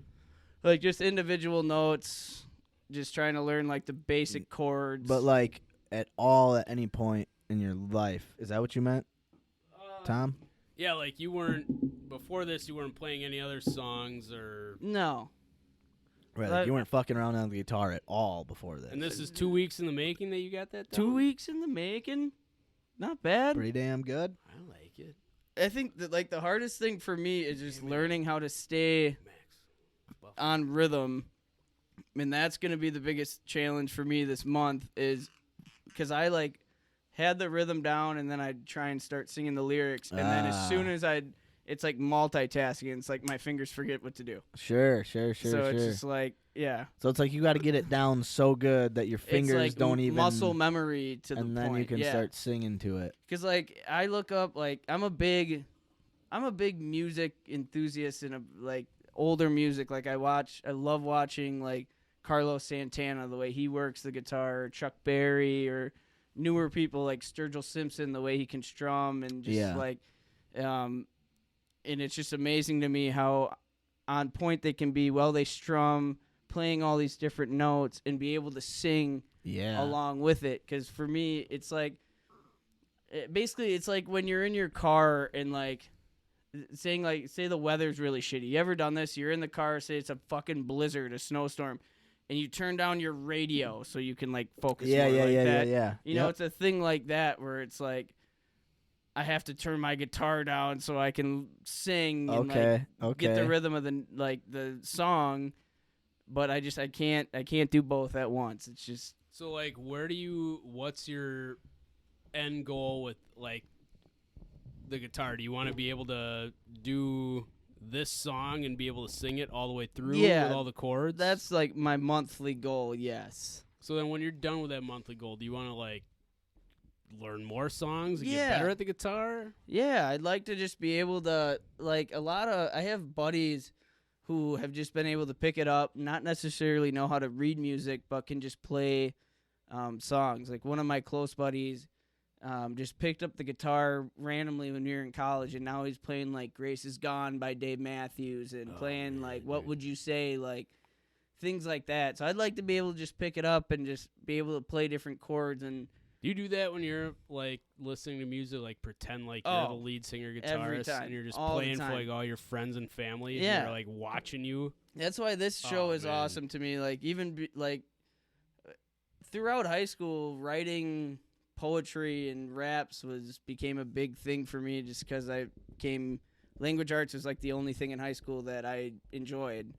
I loved writing short stories. In college, the only class I got an A in was my speech class, so I'd have to write a speech every week and get up in front of my class and present it.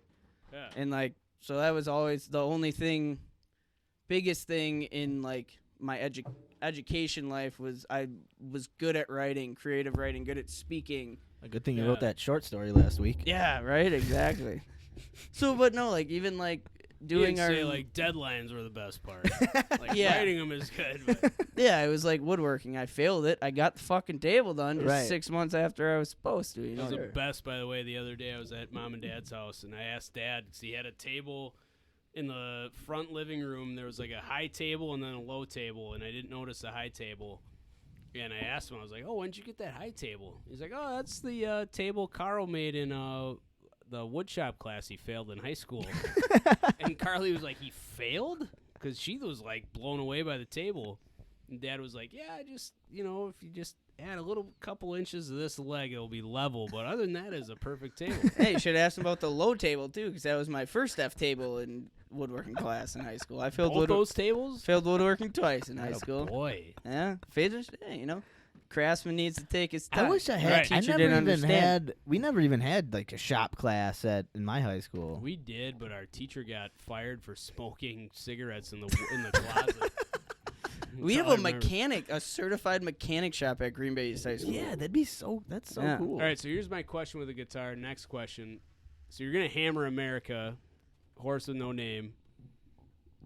What song are you going to do after that? I think you should keep this going because I think you got, just from listening to, I don't know, I I always I wanna have play guitar. rhythm. yeah. It just like Just I'm gotta getting practice. the rhythm. You gotta And practice. The thing with the guitar, it's like definitely rhythm, but it's like training my fingers in my how to move that way. I have my fingers are short and stubby and aren't flexible. If Yeah. you could, here's my request. Okay. And if you can do it, great. You should learn the intro to Dave. What would you say? The we can Oh, say- yeah. that would be That- awesome. No, I've actually That'd thought be about that. bad. You don't even have to just get the intro down. Yeah. Give me some time. Hell Try yeah. my best. Hell yeah. I bet you could. So yeah, I mean it's guitar's been something it's been fun. It's also really frustrating. That's why bet. when I first started this, I didn't decide to just do a song. I was just gonna learn simple chords and just and then I was like, I'm getting nowhere with this. Yeah. So once I started learning how to strum and do a song, watching videos, this is probably how I'm gonna go about it.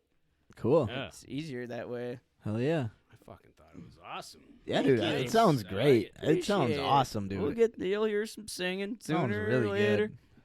But yeah. But since got- I'm doing Well, you got any of your own personal goals with this you're trying to do? You got any, for the week? Just, for this, you I want to would- practice a certain amount of hours? I- What do you think? I'd like to I practice usually 20 minutes in the morning, just any time I have time. It's one thing that's easy to pick up and just do, and Okay. it's fun. So just keep doing it in the morning, after work, just throughout my day. Yeah. But I'd like to, by next week, at least be able to do the first couple lines, be able to sing and strum. Okay. So Hell yeah. I'll try and do it next week, but that's what I'm gonna practice. That's Hell the yeah. goals. That's the goals. Hell yeah. Sounds good. Love it, man. Fuck Love yeah. it. Fuck yeah. What I do agree. what are we moving on to next here? What do we got going on next? Well, we talked carny diet. We talked horse with no name. Little guitar. We talked some whiskey. Do you want to do your guitar history, little guitarist Yeah, history sure, quick? We did the yeah. carny history, carnivore diet history, little Yeah, so fun facts. I'm learning Horse with No Name by America, so I thought just for today's show, I'll just give you a little background of who America is and how they got started. And then next week and a couple weeks through, I'll kind of give you bits and pieces of the history on the song and Hell yeah. what it means and what the history is behind that. Oh, yeah, So, let me put these lyrics back up. America is America Hell yeah. is it's actually pretty funny because the people in the band, well, the lead singer Dewey Bunnell was born in Harrogate, Yorkshire, England. Yeah, so he's the lead singer. He was born in England. And then these are the three original members of America. And then you have Gary Beckley, who was born in Fort Worth, Texas. And he played a little bit of the vocals, little keyboard, guitar, bass, and harmonica. And then you have Dan Peake, who was born in Palm City, Florida. And so the three guiding members of America, despite their name, met in a strangely similar multinational circumstance. All three were Air Force brats, is what they'd call them, having grown up in the States but transferred, or not having grown up in the States but transferred to the U.S. base in London. All children of American military personnel with British wives. and attending Central High, an American-style high school set up specifically for such children. In 1968, they began performing in nearby clubs, but upon graduation, they naturally grew apart, with Peake returning to his native Virginia to attend college. But eventually, however, the trio decided to reunite in London. So they came upon in London. Their fathers were in the Air Force, but kind of floated back down to the States. And so that's just the three original members of America. Did you say they were born in London? Or they just found each other in London? The lead singer, Dewey Bunnell, was born in England. Okay. The other two were born in Texas and Florida, and they met because their fathers were in the Air Force. Okay, yep. gotcha. And so they met at the high school, which was kind of the high school for all the military children. Okay. So it's kind of like an American-based high school in England. Hell yeah. So that's kind of cool. how they met. But yeah. So we'll get a little more history behind America and the song Horse with No Name as we go on further through the month. Man, I love that song, and I know the lyrics are kind of goofy. Just they're simple, and I didn't realize that there's a lot of criticism towards the lyrics, just how like simple they are. Yeah. just pulling up the song real quick on Google, everything's like, yeah, these lyrics suck. It's a horrible song. I'm like, what do you? I like this song. I just looked them up, so it said that they were intended to capture the feel of the hot, dry desert that had been depicted at the studio from a Salvador Dali painting and the strange horse that had ridden out of an M.C. Escher picture. So, like, there's definitely a background to the song. Yeah. Ooh, can't wait to. And like a big thing with this band is they were like they brought like this soft rock culture to the scene in the 70s, where they were like a kind of soft. Not necessarily more of like an alternative, like the alternative rock at that time. Exactly, yeah. They were kind of like the first people to kind of set that tone. They're like they like set the stage for like the Grateful Dead almost, just like soft rock. Maybe I think the Grateful Dead were like same time, around the same time. Grateful 70s? Dead was, Grateful Dead was like 60s, 70s. I think this is like I'm trying to think like what a comparison like today would be like, almost like a fucking Coldplay or Incubus. Like it's like it's not hard rock, it's not kind of like rock. It's like John Mayer, like kind of sort of where it's like rock and roll but soft alternative music. Yeah, in a sense. I'm not gonna lie, I'm a big like '60s Southern rock guy. Like I love the Allman Brothers. Allman Brothers. But like I'd never even heard of the band America until like tonight. Like I've heard the song obviously, but like I didn't know. Well, who the band was they sing. They have a lot of like good songs. Sister Golden Hair. Play that. Throw that. Well, what's the lyrics on that one? Or the right Tin there. Man. Scroll down. Scroll. Oh yeah, Tin Man.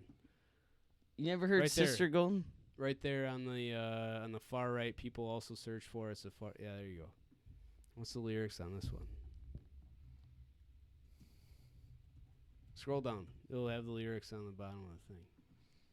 I tried to make it Sunday, but well, I tried to make it Sunday, but I got so damn depressed. Okay. That's a good one. Okay. And I set my sights on Monday, and I got myself undressed. That's a good one. All right. Okay. All Yeah. right. Yeah, So America's got some. Goddamn Still America. heavy. That's America. That's America right there. Goddamn America. That's goddamn America right there. Goddamn Well, America. we Oh, talked a yeah. little guitar. We talked Carney Diet. Max, I say we move on. We play, we share our weekly challenge goals updates. And I'm probably going to have to... do a freestyle. Yeah, I probably should have another I got beer. words. I got words. You got words. So we're going to move on to our Yeah, weekly... you gotta do. Yeah. So, sorry, I interrupted you again. Well, My bad. now you're going. No. You go. My bad. So we talk do that too much. monthly challenge updates. We talk Carney Diet. We talked a little bit of America. La la la la la la. And now we're gonna move on to our weekly challenge updates. Hell yeah. And yeah, we'll figure out if I have to freestyle. Maybe I get another hand. Maybe I don't. We're not really sure yet. All right. But yeah, let's switch on to the weekly challenge updates. This is episode 18. We got Neckbeard, we got Dickbag, we got Mr. Tommy Wardlow in the studio with us. In the Good to house. hear. Thanks, guys. Hey, let's play some cribbage. Yeah, man. Hey. Well, we got to decide if you get a hand yet. I know. You better start talking about what the update was. I have to Well- take a quick guy. Yeah, I mean, so last week we landed on doing jujitsu stretches and 200 push-ups a day. Jiu-jitsu stretches. Yes, like we were doing a little what? revisit. So they're like in the beginning of our jujitsu classes, we would do like warm-ups. Okay. So that was kind of the idea. Would be you do like a warm-up stretch, like once a day for a week. Okay. I did it like a few times. So we also had to do 200 push-ups a day for a Okay. week. I did that, but I didn't quite get all of the jujitsu stretches. All right. I don't even know what like the jiu-jitsu stretches would be. Yeah, they're just like they're just different. So the crazy thing with jujitsu when we did it, it was like your body has to move in ways that it's never moved before. Like you have to train your body. So like Is it almost like a yoga but like advanced? yeah, so like you're on the ground and like you have to slide your hips like one way, and then you got to move like another part of your body a complete opposite way that you have it like your brain has to think about for a second, like you know that thing with the fingers when you like lock hands and they like move your right ring finger and you move your left one on accident, you're like, oh fuck, Oh, okay. and you gotta So like jiu-jitsu stretching teaches you to like control your body. yeah, it kind of basically. makes you get more comfortable with those type of movements and like moving your body in a way that it just isn't used to. So your brain starts to like make those connections with like, oh, this move you got to do. So I was telling Tom, Carl, like I I did a couple jiu-jitsu stretches. I didn't do many. I did like the shrimp Yeah. kick walk things. That like All right, once or so twice. Let's back up a half step. So it was you had to do jiu-jitsu stretches and 200 push-ups every day. Yeah. Was there a regulation on the stretches, or you just had to do some form of jiu-jitsu stretching? No, I mean you could make the argument that push-ups are a jiu-jitsu stretch because we did do some push-ups and weight training stuff. To be fair, if you differentiated the two, No, I know we So- did, right now. Yeah, we were supposed to did. do it every day. but I did the jujitsu stretches the first day, and they didn't carry on. I'll be honest. I did them like Well, I tried- twice. yeah. No, I did them like twice. I did them twice, but I did the push-ups every day.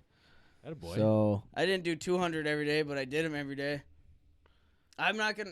So I did 200 push-ups Tuesday, the day after the show, and I Yep. didn't finish them till I started them in the morning, did some at lunch, and then I finished probably at like 10:30 at night.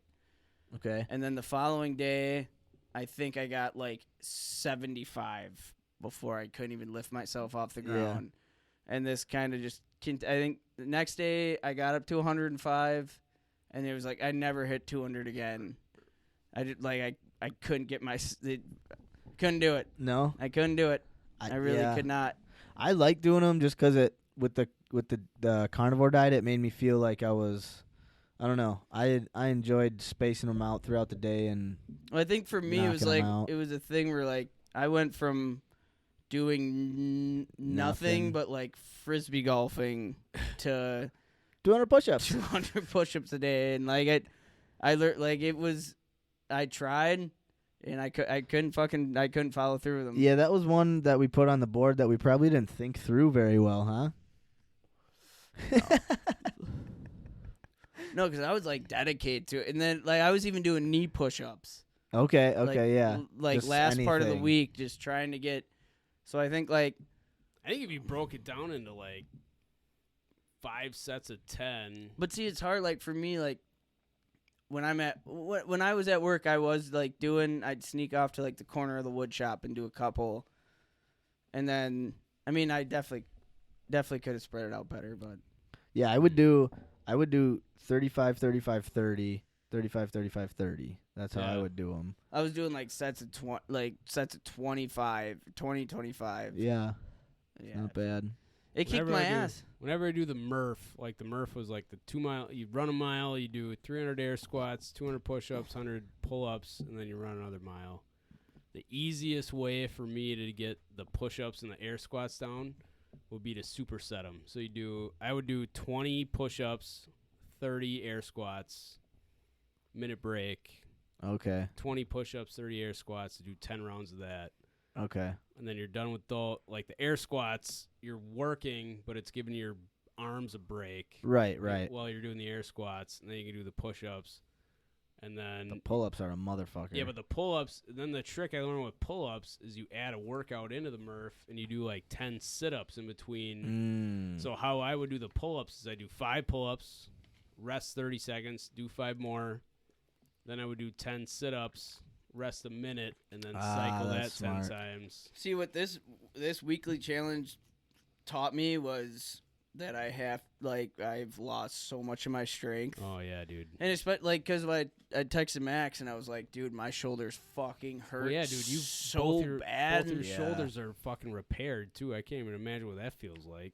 And I mean, what it taught me was I need to kind of get moving on strengthening, just like kind of getting my muscles back into that.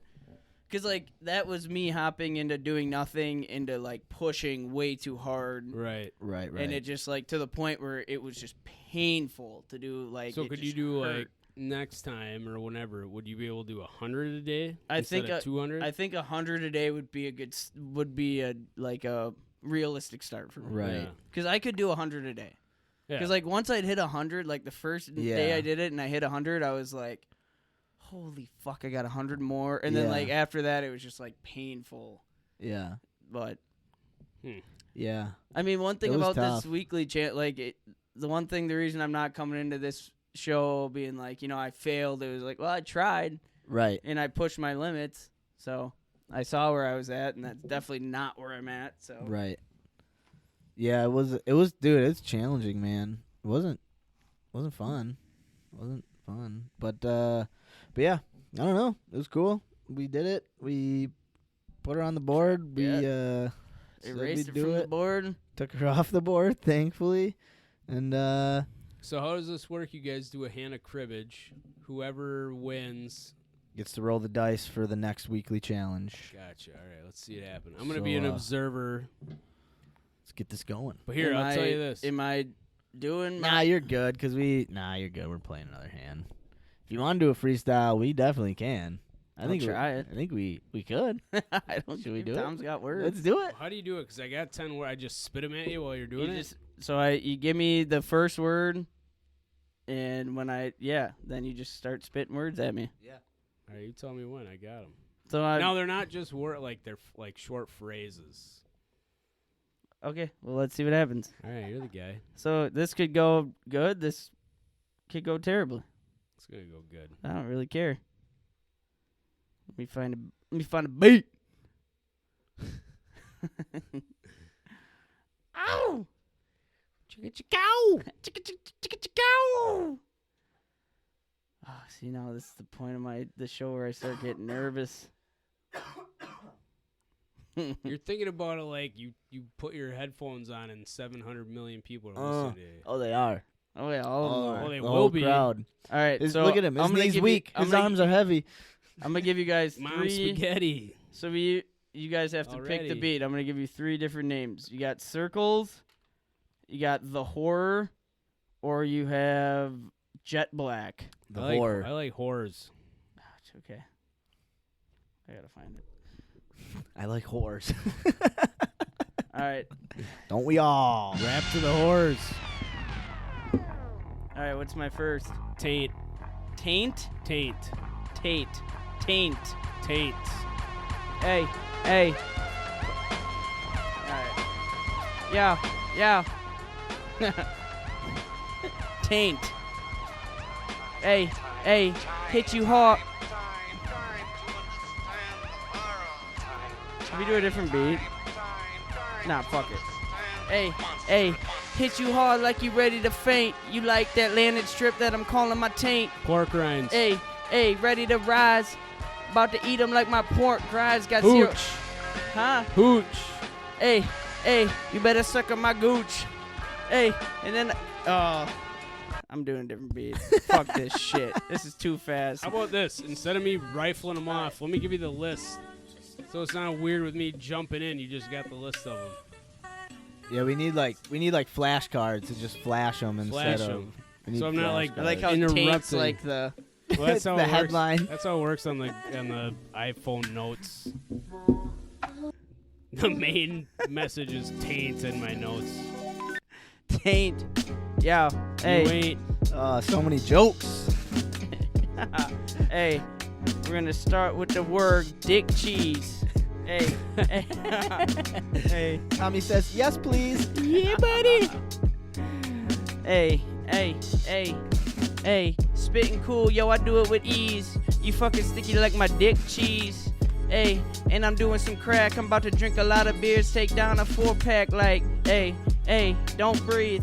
Hey, you be down on your knees. I'm like, damn, you a big old Tommy. He's a big old dude. She be hollering at a homie. He be calling a hooch. I'm like, hey, and I'm feeling real fine. About to do no carbs, eating pork rinds. Like, hey, we in Cabana, sitting on the corners with,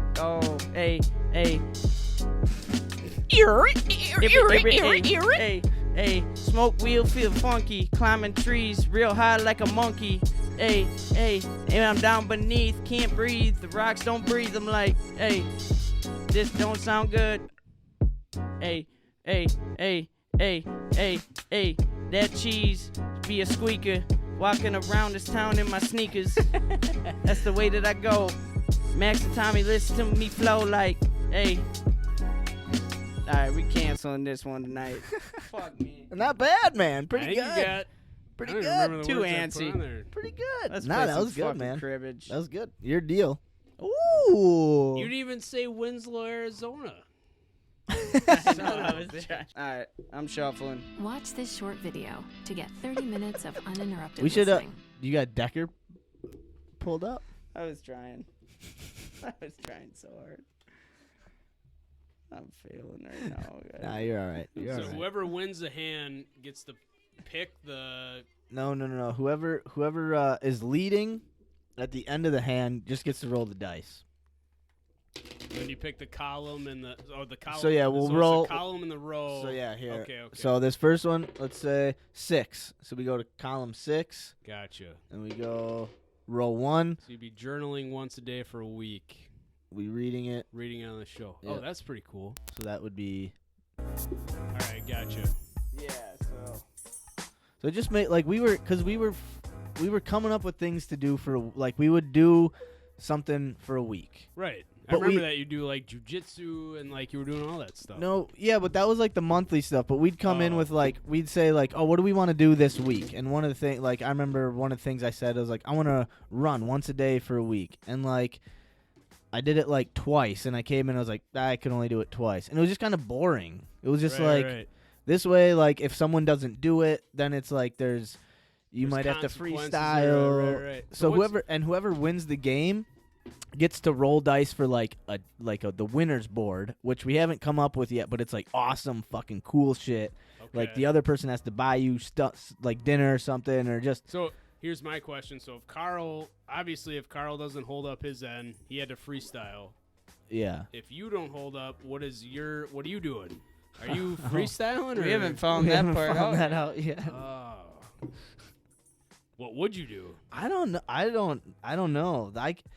I mean, I could try to freestyle, but it wouldn't be anything like It's a one. good idea. I like the But I one- like the concept. One of it. the I had an idea maybe like well no, that wouldn't be a good one. I don't know. I maybe like eat something weird, like eat a weird food That'd or be I could kinda just funny. say I don't get dealt a hand that week and I lose and I just fall behind in the game. Okay.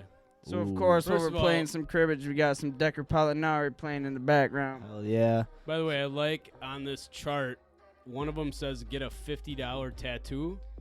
Yeah, we've been banking on that one. Like, Yeah, dude, if you land on that, you just go get a we fucking both have to tattoo? go get a tattoo together. Together you do it? Yeah, this is what we do together. Oh, you both do these things. Yeah. So like we landed on 200. I had to do 200 push-ups. He had to do 200 push-ups. Oh, come on. Fucking 3-5.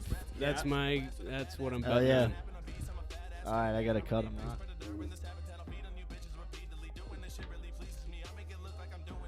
Go bowling is one of them? Just one day a week? No, Carl's idea. Go bowling. We needed to fill Because after we got 200 push-ups a week, I'm like, let's just put Go go Yeah. bowling. up So there. we Fuck needed, this. yeah, that spot was the 200 push-up spot. So we were like, all right, what are we gonna put there instead? And Carl's like, go bowling. This is funny that like it ranges from one of them says draw. So you can draw a smiley face, and that goes to getting a permanent tattoo on your body for the rest of your Well, life. like draw like. Like draw. So okay, that's so true. But so what we said would be like we would come up with. So when we were making this board, we were just like, I don't know, draw. So then we're like, all right, we'll come up with the stipulations once we land on it. Like Draw. Figure out what. yeah. Okay. So it's like yeah, it's really vague, but like So you don't just do like a quick. No. I got you. Okay. Yeah. Okay. All right, let's go. Who's What going do you guys first? got? You guys are all right, dope. I go first. By the way, for the listeners, 6 was flipped up. So 6 Oh, yeah, is the good top call. card. Yeah. 6 All of right. hearts. 10. Jack of hearts. 20 for 2. What's a jack of spades? 30%. Jack of clubs. Go. Max gets a go for 1. Carl starts. Hell 10. 10 of clubs.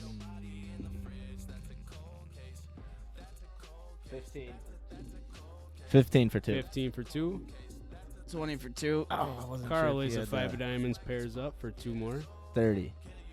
Max with 10 of hearts.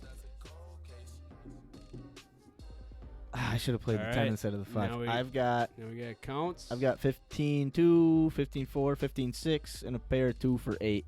You also got And knobs for 9. that boy. I got 15 2, 15 4, 15 6, rum for 3, 9. Nice. Hell yeah. All right, you got the crib. And we got the old All right, slick Carl cribby. needs at least 12 in the crib to win this hand. All right, so I got 15 2,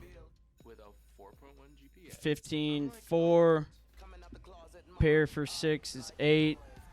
And 15 2 for 10. Yeah, You got another. Yeah, you Yeah. had another 15. so for 10. Carl goes 10. He's going to be one shot. What a hand. That was a great Oh, that crib. was a good I fucking think hand. Max won by a peg. Oh no, we're tied. No. Yeah, oh, you we're are tied. Oh, what do we do? now? So A you roll the goocher. first one, I roll the second All one. right, let's do that. You guys got a gooch. Holy cow! Hey, not Wait, you don't play another hand? You just tie it up? Now we just so Tie it now. up. Oh, so you split the shakes Yeah, up. so we'll All play right, one all right. hand. We'll play the next hand next week. All right, we're going. Roll Roll five. 5. Okay, hold on. Before you flip, the options are if Max rolls a 1, they pick out a movie for the other person to watch. If he rolls a 2, they snowshoe through Pamperin Park. If he rolls a 3, they pick out a podcast episode for the other person. A 4 gets pick out an album for the other person. 5 is loser of hand buys the winner food once next week. Shit, we tied.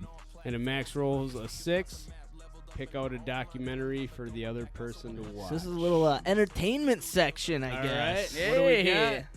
got? 6. 6. Pick out a Pick out- documentary for the other person. So Alright. Max is picking out a documentary for.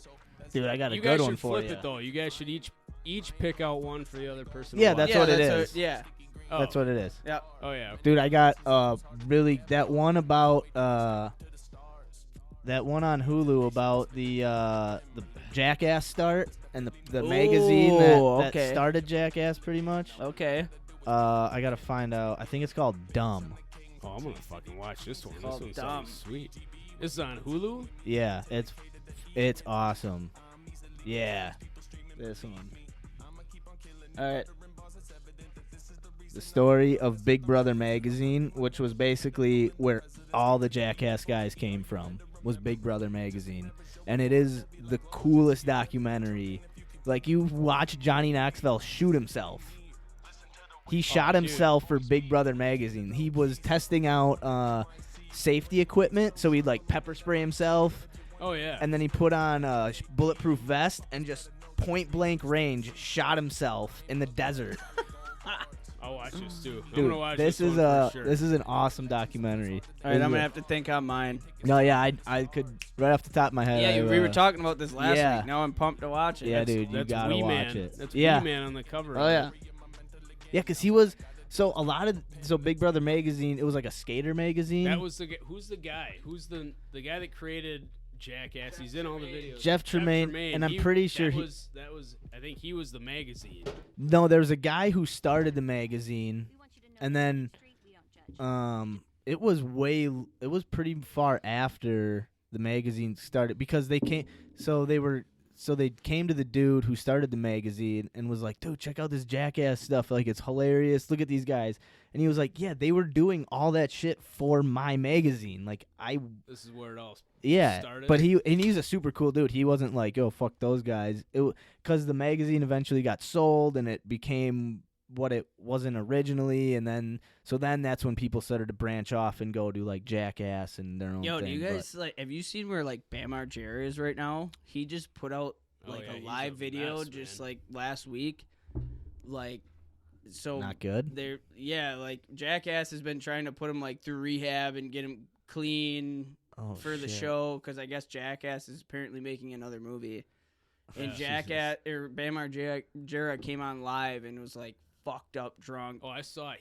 Did you see? He's gray. And he was his like skin is gray. He's, In like, mid video, he was like Oh, I'm pulling him throwing up everywhere. Oh, like he's he's a complete mess. it was There's so bad. so the like flip side of that is Steve-O It's killing it. He's sober. Mm-hmm. He gave up drugs and alcohol years ago. He's got a podcast, super successful. And he's all over. Yeah, I follow Steve all over Yeah, social media. he's got a huge podcast, awesome podcast. I Yeah. love his podcast. Yeah, like Bam Margera's like, fuck you, Jeff Tremaine, fuck you, Johnny. Like, you guys never cared about me. And like mid video, he's like throwing up and like, it's bad, dude. It's messy. Who's even left? So Ryan Dunn died in the car accident. Oh, yeah, So you got like dude. it was like Steve-O, Johnny Knoxville, Bam Margera, Ryan Dunn, Who's the guy Wee Man, who always shit? Preston Lacey was a fat guy. Yep.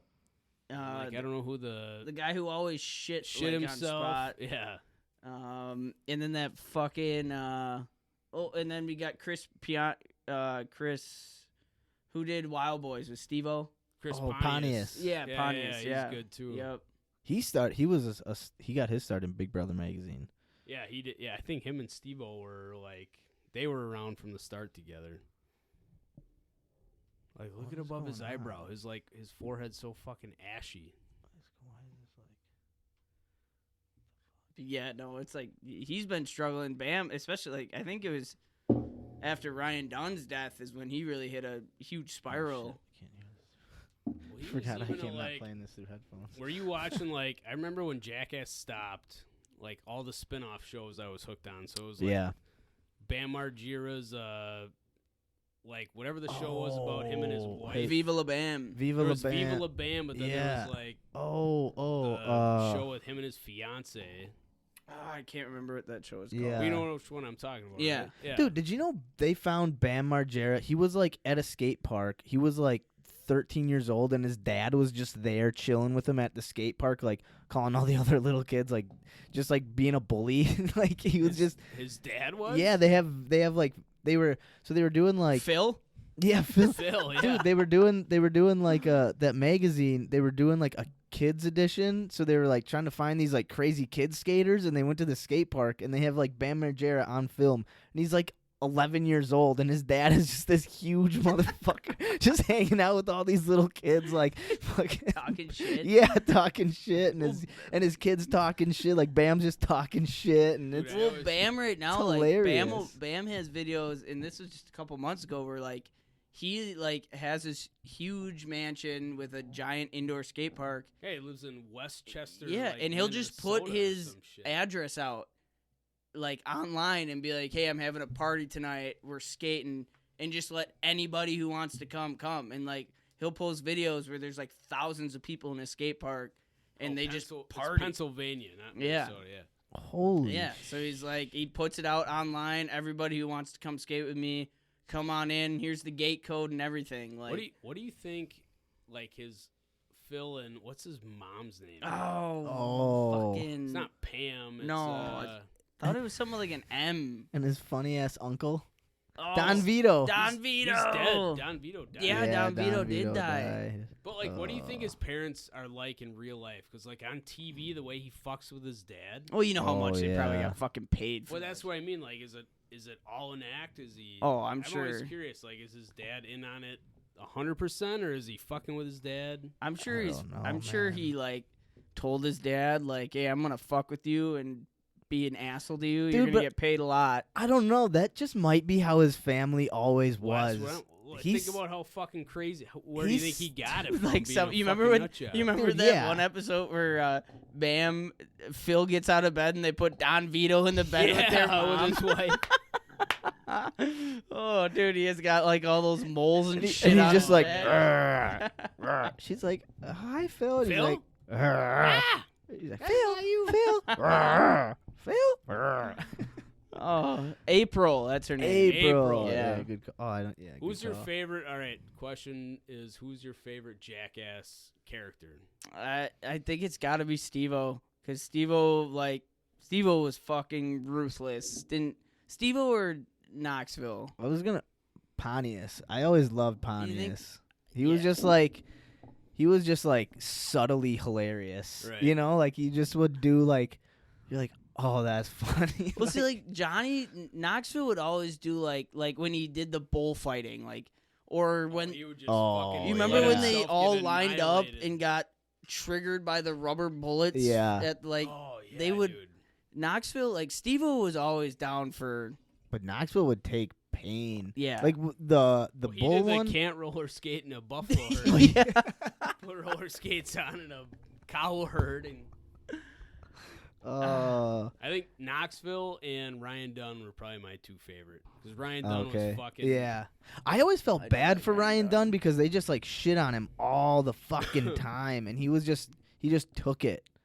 I Yeah, was he's just Yo, he just didn't give a fuck about. He just did whatever they asked him to Right. do. talking about like hold yourself accountable. Steve-O is probably like one of the biggest influences for that, because the one thing I enjoy about Steve-O is he has a big social media presence right now where like he comes out and he puts his he's recorded basically his entire life and Right, has everything on footage, and right. now that he's sober, he's putting everything out there.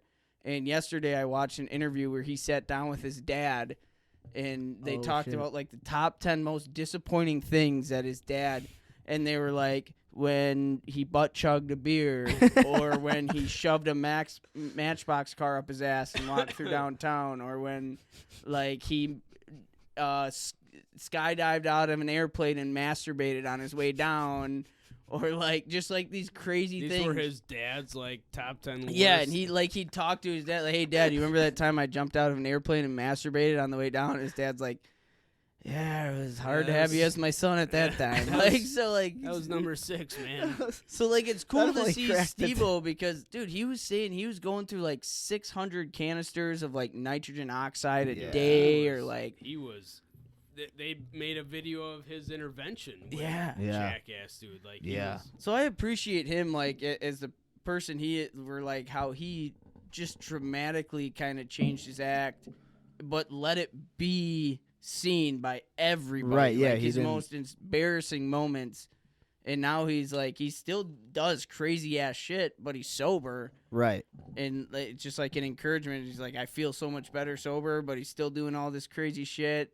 He does the podcast in his van, like, so it's pretty cool watching all the shit he has to do. Hell yeah. But I don't really see much of like other Jackass guys really No, around. I think anymore. Chris Pontius has his podcast. I'm pretty sure he's got one. But like, yeah, I don't know about like Bam. I know that's the only one I can think of is Yeah. Steve-O.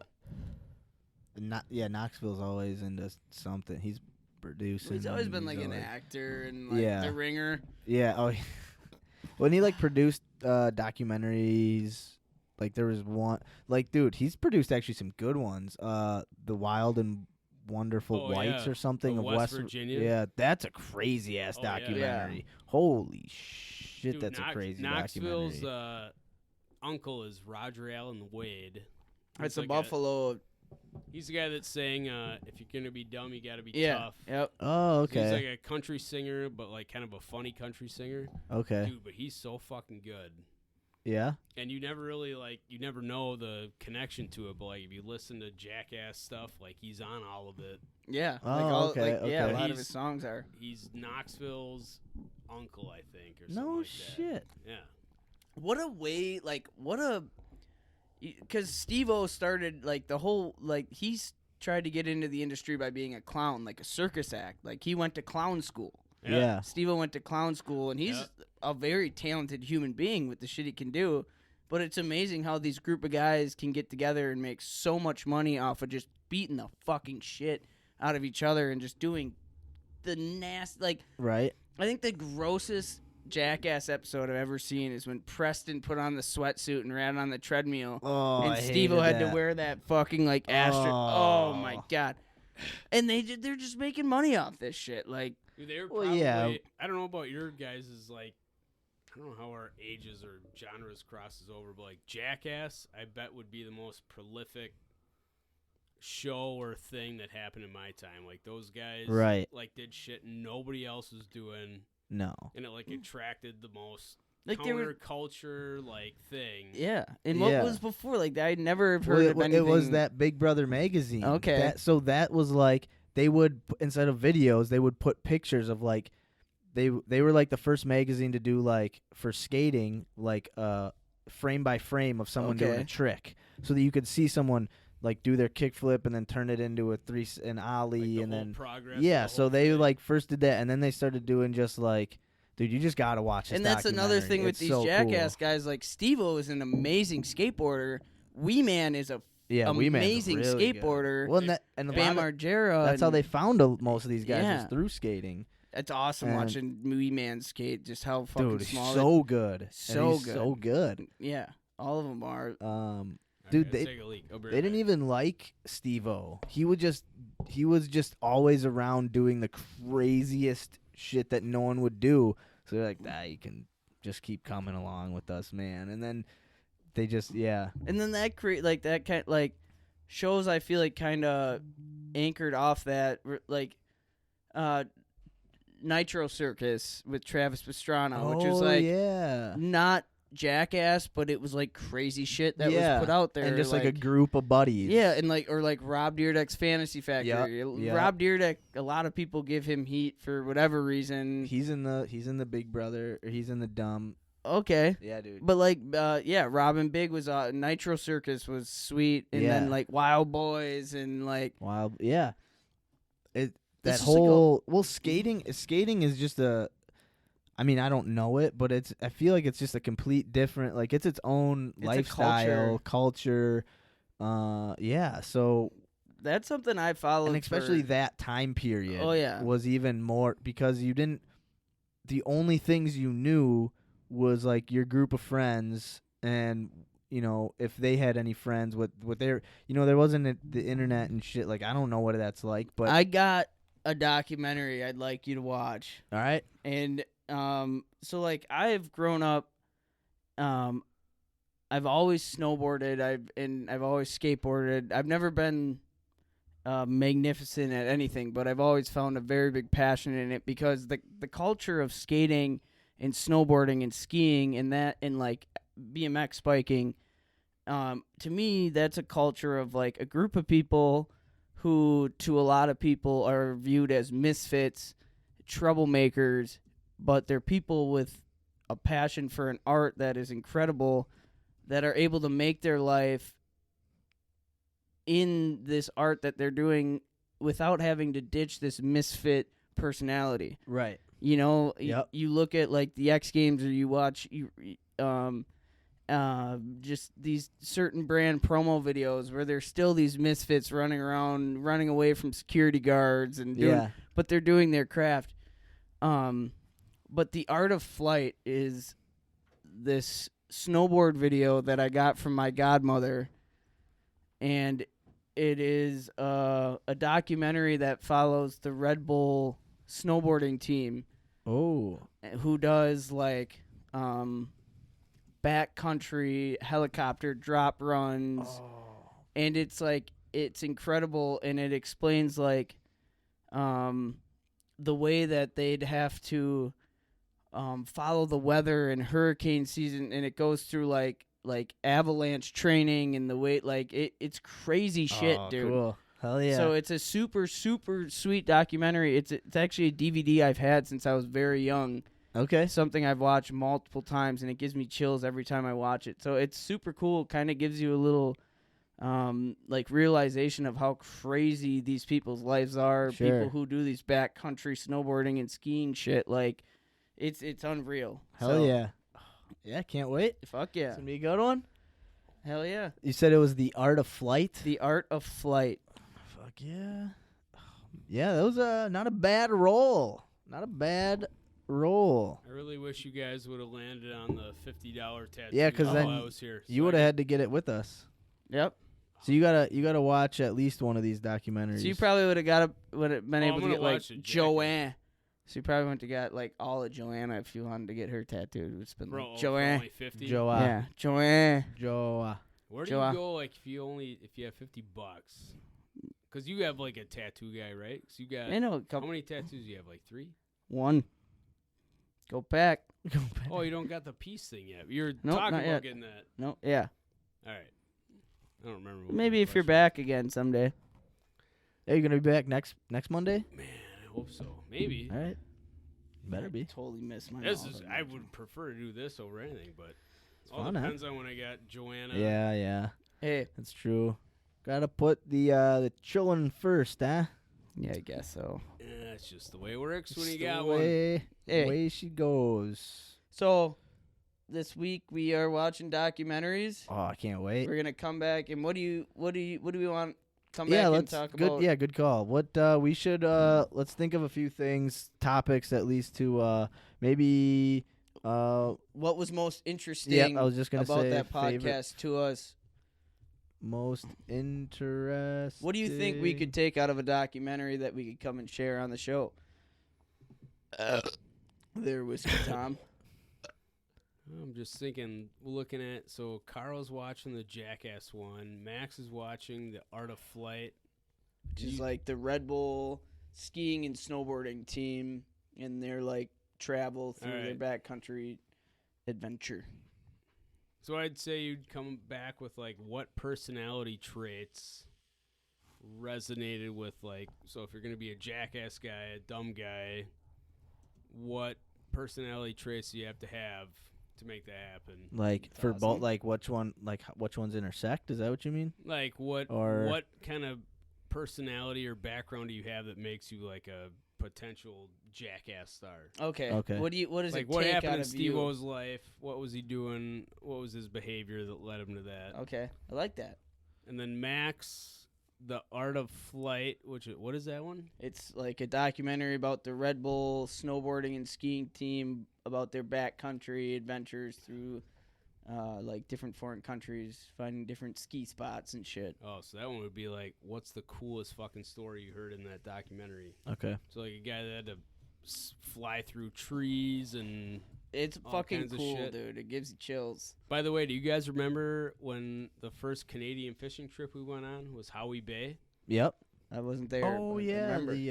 You weren't there? Oh yeah. No. Carl wasn't. Oh. Oh I yeah. didn't go till Grandpa's birthday. Right. When you son- drank all his whiskey. The couple that owned that lodge, their son is He was a flight. He's a he's pilot. a Red Bull guy. He's a pilot. He's a Red Bull Pilot. Yeah, like a flight, like what you just said. No, but he flies. He flew like He flies like trick float yeah, planes like and shit. trick and like racism. Yo, I have a not racism. racist. them. He flies to fight against racism. Right. Right, That's yeah, his he flies main- against it. I have a guy I work with. Faster he wins, the quicker. Racism never Ends. happens. Faster. Never mind. But I have this guy I work with, and he was when I first started there, he talked to me about how he was pilot in training, and I didn't really take anything from it. And just the other week, he was telling me, he's like, yeah, I'm headed out to Miami next week with my girlfriend. We're going to go visit. And I didn't think anything of it. And he got back this week, and I was talking to him. He's like, yeah, the fly out there is rough. And I was like, oh, who'd you fly through? He's like, oh, I just rented a plane, and I flew me and my girlfriend out there out of Green Bay. I flew myself. Crazy. And I was like, what? Oh, that you just Pretty can cool. rent. He's like, yeah, I got my license. You can just rent a fucking plane from Green Bay. It's pretty cool. I was like, that's insane. He told me, he's There like, you go. Throw it on the week. Learn how to chart. fly a plane. just gotta have monthly a lot of money. challenge. Your pilot's license, yeah. Hell yeah. Monthly I have challenge, like get 20 pilot's vision, license. dude. I can fucking do that shit. Sure. Yeah. Well, I hear that's all they ask for is 20 how good your vision. Right. 20/20 vision. Yeah, you can have it. Yeah. as long as they have a breathalyzer in the airplane I fly, I'm good to go. Yeah, you just gotta wait. Well, Oh man, that's funny. Hey, we should. I know the Packer season's done, but I'd like to end this show by. First of all, I'd like a joke of the week out of Tom Tom. Right, But then I'd right. like to oh Jesus. just end this show by like talking free agency, what we want out of the Packers, what we Little Packer talk. potential moves, a little bit of Packer talk, Love just it. to kind of Absolutely. go over with it. So I'm gonna squeak out for a second. Sure. You Tom's guys- gonna get his joke ready. Yeah. So Where you are you guys going? just talk. I'll be back in a sec. All All right. right. Good luck. Hopefully find a. We'll see what I can find for a joke. Norm Macdonald's my favorite comedian, so I'm reading all his jokes, but I don't know if they're some of them are dumb, some are very probably shouldn't say it. Hey, I mean, it doesn't matter. We'll see what happens. All right. I think whatever one you go. Oh, the first one where you just like that's it. Here's you what I'm know. gonna do. This is what I'm gonna do. I'm gonna scroll through, count down from 5. Okay. I'm gonna start scrolling. You say stop. When I stop, I'll stop on one, and that's the one I'll play. Okay. All right, ready, set, go. Stop. All right. Hell It's yeah. a good one. Got All a right. joke. This is the one we'll play. Joke of the We'll week. wait for Carl to get back. When Carl gets back. So this episode is brought to you by Edible undies. Edible. Oh man, my favorite flavor has been passion fruit so far. Did you? Edible undies? Oh yeah. Oh, Yes. So Carl and yeah. they sent us just packs of them Yeah. because they're sponsors of the show. You know. So passion fruit, it doesn't really taste like passion fruit. It kind of tastes like strawberries, and the strawberries kind of taste like mango. So I don't really know what their deal is. And the mango tastes like mango, but you put a strawberry next to a Yeah. mango, they taste the same. That sounds like a mystery berry. Like they're trying to keep you guessing. Oh, maybe mystery berry. Yeah. That's the Carl. What was your favorite they- pair of the edible undies that the edible undies folks sent us for sponsoring the show? What was your favorite flavor?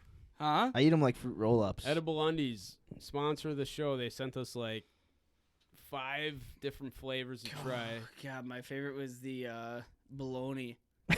Yeah, those were good. Those were for the Bologna. The balloon. Where you at? Did you bring them to a truck stop, and that's where you were testing them out at with the No, I don't like truck stops. Big John and the boys? No, not Big John and the boys. Quick Trip. Oh, Yeah, better truck stop. Betty and the boy. girls. Benny and the girls. Bologna flavored edible undies, huh? I didn't get that pack. I got the I didn't even know that was part of it. I got the passion fruit, strawberry, mango. I got bologna. Yeah, it's pretty. Oh, okay. Hey, so real quick, like. Yeah. What's up? Put the bologna panties aside. Oh man. So this whole freestyle whatever thing. Thanks for having me back. Hey, guys. nice to have you. This Time. has been fun.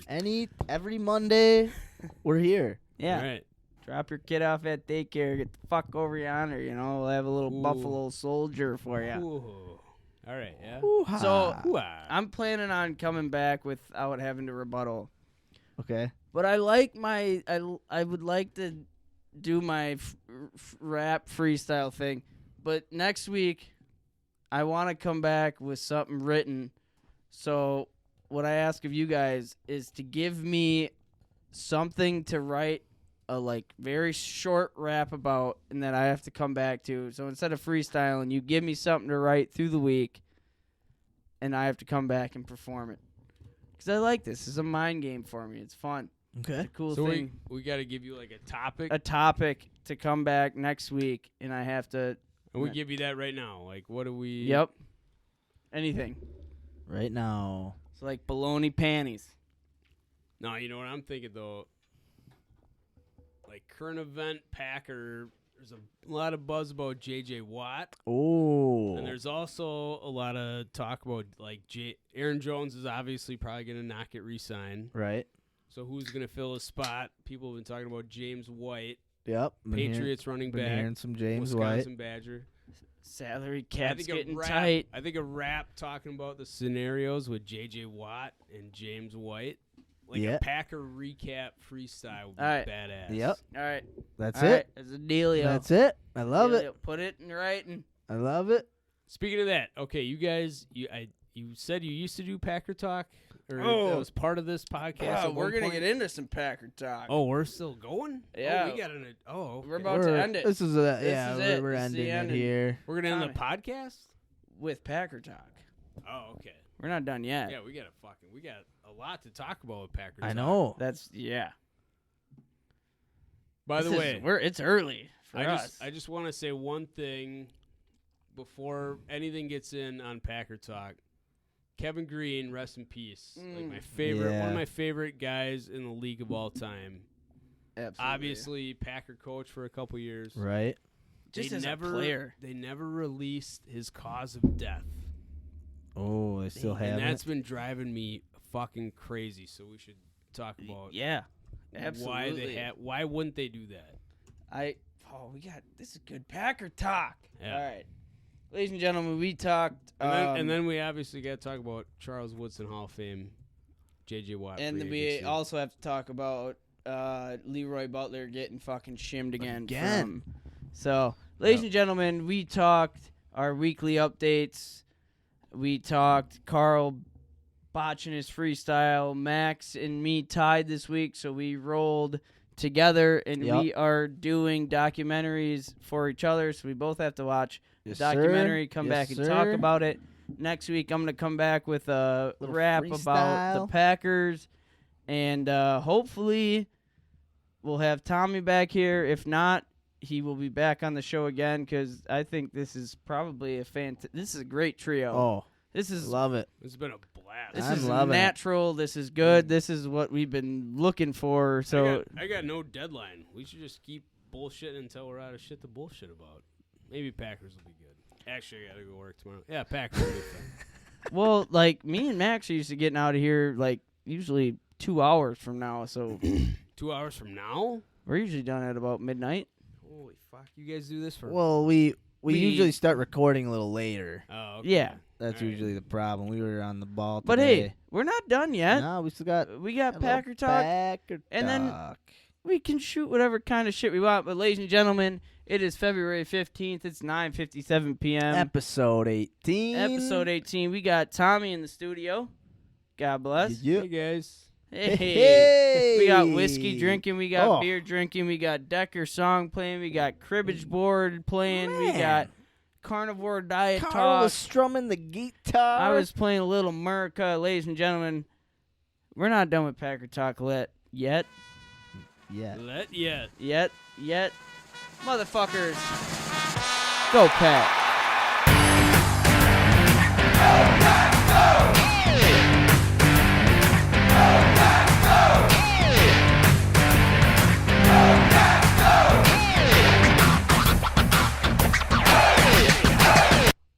Hey. Yeah. Packer talk. Let's talk Packers. Man, I wish we were. It still always kind of depresses me every time the Packers get brought up. And man. you know, It's like, tough. It's we a can tough talk way to go Packers, out. but let's also talk league. Like, let's talk about there's anything. all little stupid stories going around. First of all, I'd like to ask you guys, because this J.J. Watt talk has been heavy. He's been released from the Packers.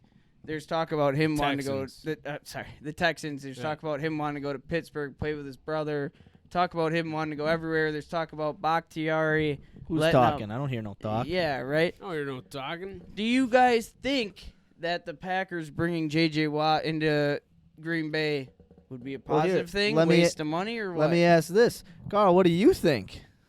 Ho Does the Tin Man have a ass hat. metal cock? I agree with that. So it would be a waste of money. Oh, no. So Absolutely, and it'd Does be a Elton no-brainer. John So- not eat apples? does Tin Man have a wood I cock? think it'd be a Wood great cock. idea. Yeah, okay. No, I think so, too. I was actually listening to a podcast earlier today. Do you know J.J. Watt is the most double-team player in the NFL since, 2018? Well, that's what the people aren't thinking about. Is they think, okay, J.J. Watt might be old, beat up, but you don't realize what you just said. But do you know who the second most double-team player in the NFL is since 2018? Gary, Zadarius Smith. Zadarius You get Smith both of those guys on the same on the line. same team with Kenny Clark. You can only double one of them. dude. I think we got to make a play for it. And I think you get a guy like that, like in the conversation of greatest ever in that position, and revitalize him a little bit. revitalize him. It's his hometown. His dream's always been to ride his bike in a Nitschke field, like during practice. Even if he's not, Got to make it happen. even if he's not, and he's not going to be the prime time J.J. Watt because I he's mean- older. Maybe he is. Maybe he is. He'll be 100 times better than look at people Dean like fucking he's Lowry. around. He's around Reggie White's We brought age. Reggie White in, Yeah. hey, and not to the same extent, but we brought Julius Peppers in, and after Yeah. he had a great career, and he had a pretty good run with the Packers for Right. 2 years. Well, I think the conversation is like if you bring a leader like that in, Right. we have Rodgers on offense, obviously. Right. He's top dog. Defense, you get a guy like J.J. Watt that Right. holds everybody accountable. I'm glad you said that, Tommy. Because I have not thought about exactly what you said at all. Because you hear the big talk about the offseason right now is how Tom Brady comes into the Buccaneers, and Tom Brady is a presence where it's like it doesn't matter if you're an 0-17 team or a 17-0 team, 16-0 team. Tom Brady walks into your facility, and everybody's like on board. All right, let's play. Right. We have a chance now. Right. And we've always had that on offense, but we've never had that same aspect on defense in that same sense where I think if Watt comes in, that kind of turns everybody's head where it's like, we got to work our asses off. Speaking of defense, what do you guys think of our new D coordinator, Joe Barry, bringing in the Tampa 2 with him, huh? I don't know.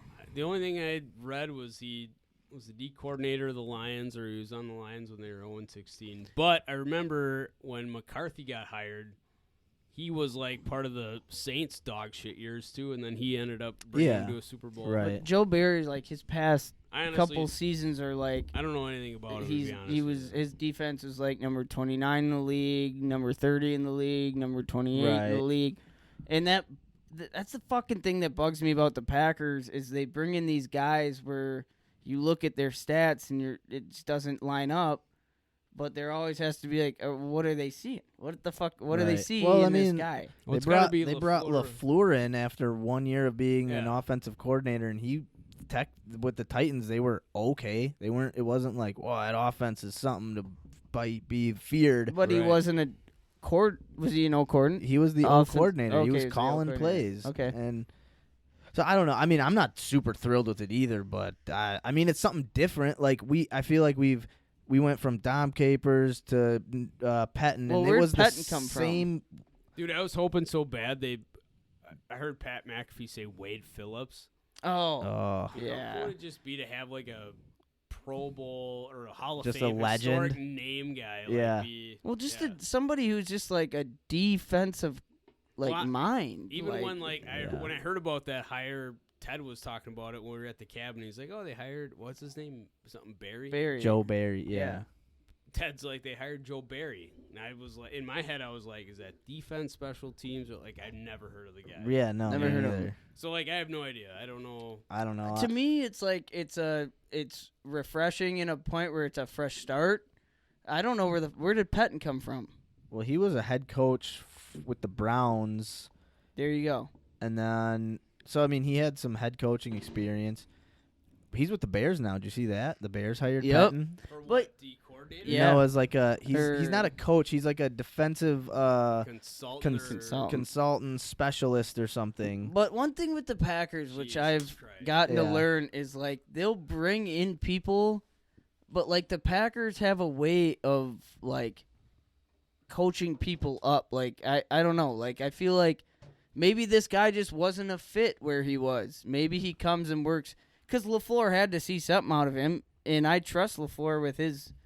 I think it's don't more like know. it's a network of coaches because I think LaFleur and this guy worked together with the Rams. Yeah, they So did. he just Yeah. knows who he is, knows what he can do. And also, I think the dude. So he's bringing in a zone scheme, is what this guy does. He brings in a zone scheme, and he needs athletic linebackers. And we have one of the best secondaries in football. Adrian Amos has been great. So, Pro Football Focus, he's been a top like 3 or 4 safety in the league for the past like 4 years. Jair's probably. Jair's one of the top dogs, cornerbacks. Darnell Savage is getting better. I wouldn't say he's great, but he's good and has a chance to be good, like very good. Okay. So I think, and then you look at our D line. You have Zadarius, Kenny, Rashawn. I mean, you can build off of those 3 guys, and then you just need your linebackers, and you bring in a linebackers coach who coached linebackers very well with the Rams, and you just gotta hope that we have enough talent and he's competent enough to coach the linebackers and just put out a solid scheme. You know what I want? That's like my hope. I want to see out of the pack. Like this is what was very sad when I heard about Kevin Green's passing is because I always hoped I would love Kevin Green to come back and be your D coordinator. Right. You know, just I loved his aggressive attitude towards things. Like that's what I feel like the Packers need. Is I feel like we're such an uptight, like careful organization, or like just the way the coaches run things. Is we're like, I want somebody to come in, take over our defense, and put in weird blitzes, make us more aggressive. And Sure. I feel like we're always like, this safe.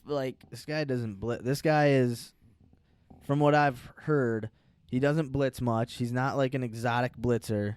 He wants to get pressure with the front, kind of like how Tampa Bay. He wants to get pressure with his front 4, play zone in the back, and have athletic linebackers to cover like the running backs and tight ends, and that that's the kind of defense. I'll take a Tampa defense any day of the week, dude. But we just got to get the players though. If we can't get any pass rush with our front 4, then we're fucked. Well, See, that's the thing this with is- the Buccaneers, man. They had fucking Dominican Sue in the middle, and then fucking what's that guy's Jason name? Pierre-Paul, Jason Pierre-Paul, and then who's the young guy? Shaquille Barrett, Shaquille Devin Barrett, dude. White, Dude, they were Michael Kendricks. I've never seen a team. Or no, not Michael.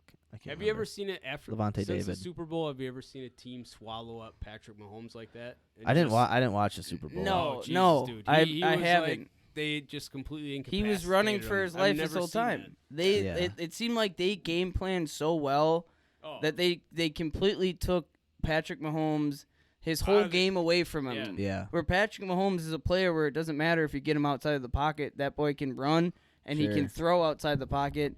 But they've suffocated him the entire time, and Yeah. he looked like he was running for his life the whole time.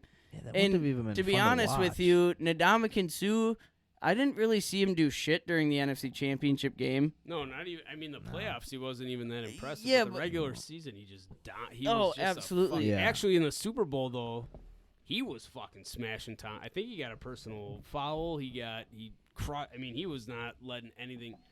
This is what Dominican Sue. I hate the fucking guy. I think he's dirty. He fucking stomped. Who's that? TJ TJ Lang. Yeah.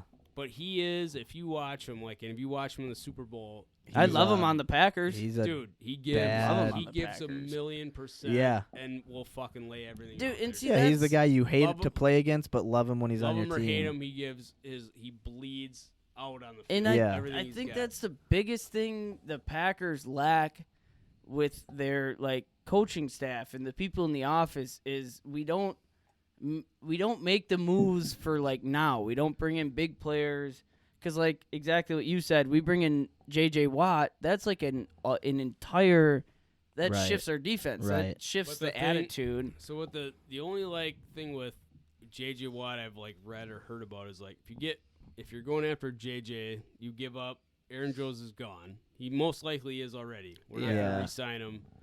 But if we hit what? So like my question would be, would you rather re-sign Aaron Jones, keep him on the roster, or sacrifice him for a J.J. Watt? J.J. Watt. I'll take J.J. Watt all day. Yeah, I'd You can replace runners. Green Bay's done probably that. take J.J. Watt. I would several agree because I times. think they would get James White from somebody. They'd get somebody. They already have A.J. Dillon, Jamal Williams. We can survive with, and we can draft somebody. I'd rather keep Jamal or even just A.J. Dillon and maybe Jamal Williams. Keep Corey Linsley and have a dominant factor on defense like J.J. Watt. Like we can get along Right. with that. Like we Right. don't need Aaron Jones to get us past our point. Yeah, I think this offense is a lot like when the Broncos back in the early 2000s were when they were rolling. switching You could just put backs, any running back you just in plug there, the back in. and he's gonna. I mean, as long as he's competent and like a good athlete, can Right. read as the offensive line and the holes. I think if we have a good offensive line in front of whatever running back we're gonna be good. Well, that's how the Packers have been. You think about it. We had Sam Congato, Yeah. who played 1 or 2 good years for us, and we had James Starks, who played Yeah. 1 or couple good years for us, and we had fucking before that Tony Fisher, who would play Right. 1 or after Amon Green. The Packers have always been a team who've held on to, and then Eddie Lacy played a couple good Well, years that- for our us. Like, last before Aaron Jones, the last good backfield we had was Eddie Lacy, James Starks, like Super Yeah. Bowl. That's year true. After the Super Bowl, but like I could be okay with AJ, because I think AJ Dillon, you give that man some reps, I think he could play some ball. but seriously, Yeah. like what a First of all, I know everybody's talked to death the first round quarterback pick, right? Right. So there's no need to talk about him, but fucking AJ Dillon did late this year and in the playoffs. Like he turned on when we wanted him. He Yeah. was making plays, he was getting yards, scored touchdowns. Right.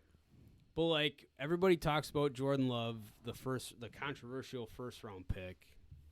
Like what the fuck did we pick AJ Dillon for? I didn't mind AJ Dillon nearly as much as the third DeGuara and Jordan Love, Right. because AJ Dillon's just a different dude. He's that huge, but he's fast and quick. You gotta take a guess. chance on a dude like that, and AJ Dillon's the type of dude, he's a running back, and that's a position, any position with any league you go into, you just need reps. If you're a good player and you're that athletic, Which he got, and And to he that sh- point, he got better throughout he the showed year. it. So that's why I give him that confidence, because he has the size and he has the confidence. If you hear him talk, I think if we give AJ Dillon the time of day and the ball enough, yeah, I think that's fine. That's not a position I think in the Packers that we have to worry about. Aaron Jones, I know we're not going to just keep think- him. I just think it's so weird. What the hell was it about him that made us say we already took our first round pick? We took on a developmental quarterback. yeah. Who didn't suit a game. What about AJ Dillon? Was he's better than it's worth picking him than any other receiver. Yeah. Well, there any was. weapon.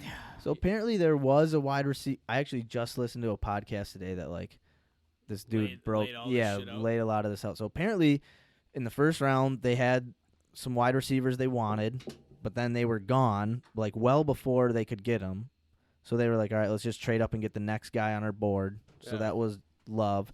And then with AJ Dillon, apparently there's a wide receiver that went just a few spots before him to the Ravens that they wanted, but the Ravens took him, so they just took the next guy.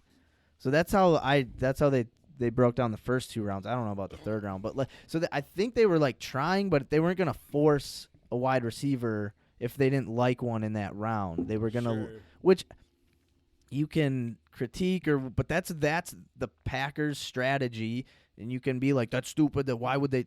I know, but that's what they did. And that's what it's always gonna be as long as Gutekunst is here. So we have to just get used to the fact that they're not gonna do what the conventional thing. Sometimes it might line up, sometimes it might not. But have we ever been conventional with No, Ted and Thompson. then still, that's why Dude, like Ted Thompson, by the way.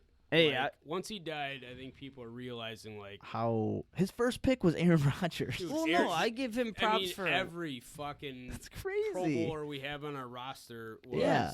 Ted Clay Thompson Matthews, shit. B.J. Raji. He was in the a- same draft. in the same draft. In the first round. In the first Speaking- round. Where is Clay Matthews? He's doing. He's I mean, he was know. he was banged. So here's the thing with like J.J. Watt when you talk about, yes, he'd be a huge impact player, Hollywood premier, obvious leader on defense, but like, dude, his fucking, He's banged up. dude, I don't know if I think he maybe had 2 full seasons that he played. He's Yeah, never in like the played a past full like fucking 5 years, he's I only mean, played like. forever, dude. But the He's thing never with a played player full like season. that, like, and I understand injuries, but you've seen a lot of players overcome big injuries and be able to come back and play hard. But I guess that's the dice you shake is like, Right. do we get rid of our Pro Bowl running back for the chance of as long as J.J. Watt doesn't get knocked out? Well, we're not gonna. I don't think we'll have Aaron Jones either way. I don't think Yeah, I he's don't- gonna stick with us. I really don't. But my thing with J.J. Watt, a person like J.J. Watt, is he's been playing in a place like Houston, where he's not, and especially these last couple of years, is how can you play to your Pro Bowl Well, that's extreme level when you don't have a coaching staff or a team that can surround you. I think if a person like that comes to Green Bay, first of all, and I do think this plays a big part into it, it's his hometown. It's been his favorite team since he was a kid. It's a place he wants to play and he think he's comfortable playing. He played in Wisconsin. He was fantastic. I think if J.J. Watt comes here, I think he's going to fucking cause terror. I really do. I think the environment he's in. Yeah, just a new play, like yeah. I honestly think it's between the Packers and the Bucks. Like everybody says, the Steelers because his brothers play there. Right. But I think AJ Hawk, J.J. Watt, he's ring chasing now. dude, he's at a point in his career where he's like, I want to win a title. Right. So I don't think playing with his brothers would mean anything. He's like, I'm about to be done. Well, the Steelers were 11-0 last year. But quarterback wise, who do you got? If Ben Roethlisberger comes back, you got Ben Roethlisberger. And I think it's a good chance he's coming back. Is that even better than a new quarterback or? No. Yeah, I think he's at the tail end. Yeah, true. I think Tampa Bay, to me, if I were him, God, if they but get then J.J. wouldn't you Watt, also fuck feel that. like though? I was thinking about this today. Like if you were J.J. Watt, you played your whole life, you gave your heart and soul to a franchise, you never played a full season because you were marred with injury. You think a guy like that would just decide, I'm going to hop on a given Super Bowl contender to, like, capture? That's like an NBA super team type move. No, that's what the Yeah. Bucks are going to be turning into. But I mean, if J.J. Watt did that, he would lose so much respect. If he went to the Packers, it would It'd be cool. Dude goes back to his hometown, a fucking tundra land, a quarterback that's on the verge of trying to get back into his second Super Bowl. Yo, He's that's got- why he's gotta be coming to That's Green why I Bay. think he's going to gotta be coming to Green Bay. He did the most his logical answer, though, to be honest, is Tampa 100% Bay. is if J.J. Watt wanted a Super Bowl, wanted the chance, and the quality of life, Tampa Bay would be. Yeah. You wouldn't think twice about it. First of all, this offseason, you're going to see a bunch of veterans, a bunch of good veterans going to Tampa. You're going to see so many ring chasers go to Tampa Bay. And this is a sad thing to me where I think Tampa Bay is going to turn into this bullshit dynasty like an NBA where they're going to stack players and they're going to just go for rings. That's all and they made they're it not gonna clear be able that to keep everyone though, too. No, salary. I mean, luckily in the NFL, the salary cap keeps it from. Right. And but it's- you also say Green making Bay it that where horse shit. J.J. Watt came out and did his farewell speech to the Texans in a log cabin in Wisconsin, yeah. decked out in his Wisconsin gear. And I think he's a man who would enjoy coming back to Green Bay and playing in. I agree. I see J.J. Watt as a guy who I think would appreciate playing where we are. And if we had J.J. Watt on defense, this is like what's so surreal to me because this Dude, is you like put the Rashawn Gary, J.J. Watt, Kenny Clark, Oh, Zadarius dude. Smith. Oh, Who do they double team? That's a Dude. good fucking we four-man could win a front. fucking ball. And you know what? Get J.J. Watt, but I do think this offseason is a big offseason of bringing in people to complement Devontae Adams. We got Robert Tonyan. I think he's going to be one of the most outstanding tight ends to play for the next couple of years. And I think we have MVS, who had his drops, but I think he's going to be a Pretty good good, third, yeah. a good third Yeah. under Speed guy. Lazard. Yeah. And another thing that I saw that I wouldn't mind bringing back is bring back Randall Cobb maybe for a little slot. Bring him back cheap on a veteran salary, put him in a slot, and let him play with Rodgers. A little butter and salt on that Cobb, huh? Yeah, I mean, that's people who have chemistry together. I think because I saw Cobb's a free agent, I think he wouldn't be a bad add to the Packers just for a season. I could see Bring it. him back, and he'd come back cheap. He'd be cheap, yeah. But the only the tough thing is, like, all right, if you're gonna spend money on Cobb, that means you're taking money away from someone else. You really, like, Well, how much money do you got to take away? I mean, he's going to sign for a veteran salary. He's young. yeah, I mean, I don't know. no, it's well. So my thinking is, you can get Cobb, or you could get like a running back, like a veteran running back. Not so much a veteran, but like Chris Carson from the Seahawks is a free agent. You could sign him for like $3 million. But what do we need? Do we need a running? Like, I think we need more Yeah, weapons to throw at. But if you look at how LaFleur runs his offense, he's a run-first team. And if That's we're going, true. and if we're and going I've into, appreciated that offense. and if we're gonna go with one veteran running back, and he's only 1 year in the league, and then we're gonna rely on two rookies, I think we're gonna spend money on a running back and draft a running back. Can I ask you guys both a question? Who would you want the Packers to get out of the draft? Not free agency, but free agency Out of the aside. What do you want to draft? see out of a draft? Man, I would love to see an athletic linebacker. I would love to see a wide receiver, a running back, D lineman, offensive lineman. I mean, I think those Anybody are but a fucking quarterback. anything but a quarterback, secondary. I mean, maybe a corner. Who's free agents on our O-line? Lindsley? Lindsley. That might be it. Wick. Well, we're probably gonna cut Wagner because See, that's fine. If we can keep Lindsley, boom, I'm good with that. I'm good with that too. I want to keep Lindsley, dude. I hope Lindsley stays because I think he's super important. Yeah. Dude. One of the things was if you get rid of Lindsley, like let's say he goes, we'll probably move Jenkins to center, and then you got to find a guard to replace Jenkins. Hey, I'm fine with And Jenkins going anywhere. that's not bad either. But then it's like, or you could keep Jenkins and Lindsley, together. See, like I came in and it's pretty fresh off the season, obviously, but like my first thought when the Packers lost the NFC Championship game was like, we're not going to be able to get back there in a long time. But it was just like my automatic first thought, you know, Right. like that first thought. And then once this free agency started coming and like kind of thinking about it, I was like, okay, that's a dumb thought. The Packers are going to be in that talk every Right. year. But, like, it's just, what does it take? Because the NFL, a lot of teams, it's like a split where it's like teams are building to be the future of the NFL, but teams are building to just win right now. Like the Tampa Bay Buccaneers, when they first signed Brady, I was like, this is fucking stupid. They're dynasty chasing, ring chasing. And then I was like, why the fuck wouldn't you chase? Yeah, that's what every And team's at the aspiration point is. we're at right now with Rodgers is like, this dude doesn't have more than 6 years left to play. Why wouldn't we just stack our fucking team and win some games at this point? Yeah. Why not like bring in guys like JJ and fucking just try and pack full our team and win? Just focus on 1 year.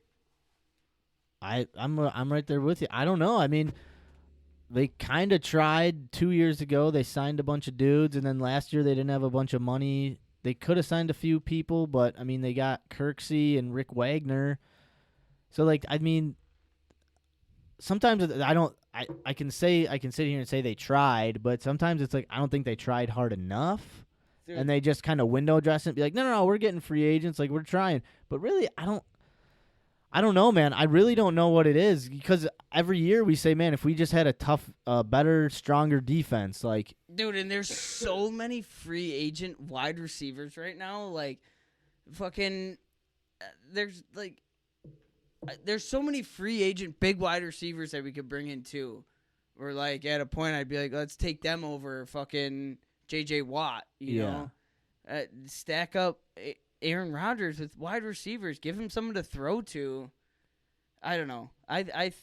I'm kind of sick of the Packers front office. I don't know. No, I agree. It's frustrating because it's not like there's a single owner who's like, no, I don't want to spend money. It's the city's money that they're spending, so why not spend it? Because the city wants to see winners, so we're paying taxes towards that team. Why are we saying, oh, we're holding back, $10 million in the cap? It's like, why? Why do you? That's a problem. Is because we don't have an owner. No, but sometimes it can help. But it can help in cases where, like we were just talking about, if you have a president who's like, just spend the money, spend it, if you have someone in charge saying I don't care, spend it, let's win now, spend the money, let's take shots. But they haven't had that. I mean, I guess they're starting to kind of get that little fire under their ass, but still not enough. It's not on a Buccaneer level. This year we got A.J. Green, Allen Robinson, T.Y. Hilton, Larry Fitzgerald, Sammy Watkins, Marvin Jones, like Cordell Patterson. There's just like so many. Like this year is probably the craziest free agency year. Max is saying just fucking send it. Yeah, well, sign. Yeah, well, we gotta do something. If you were the Packers front office, what are your first moves? Well, okay, so first there's a bunch of shit they got to do to clear up space because right now they're at like negative $25 million. So they got to cut a bunch of players. Who do you cut? Well, what was Preston Smith is probably gone.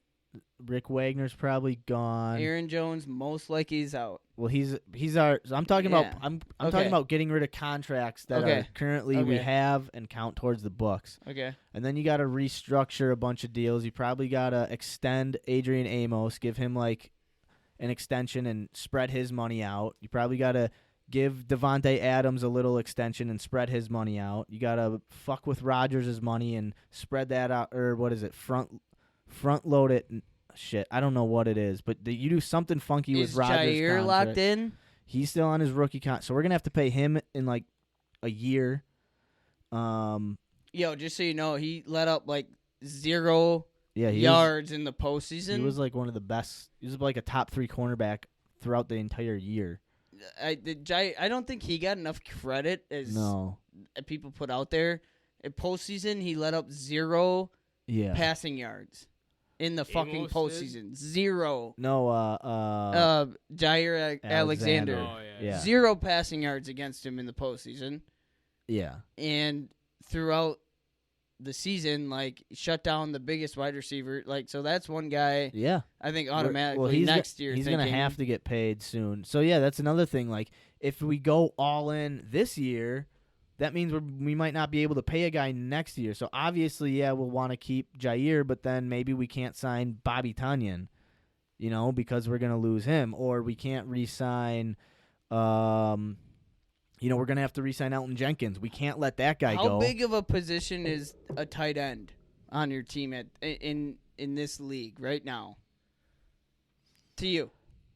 I mean, if you have, it's no more important than, I would say, a running back. I say running backs are more. Well, it's tough because like an elite one, like Kelsey, is an MVP caliber, and he changes.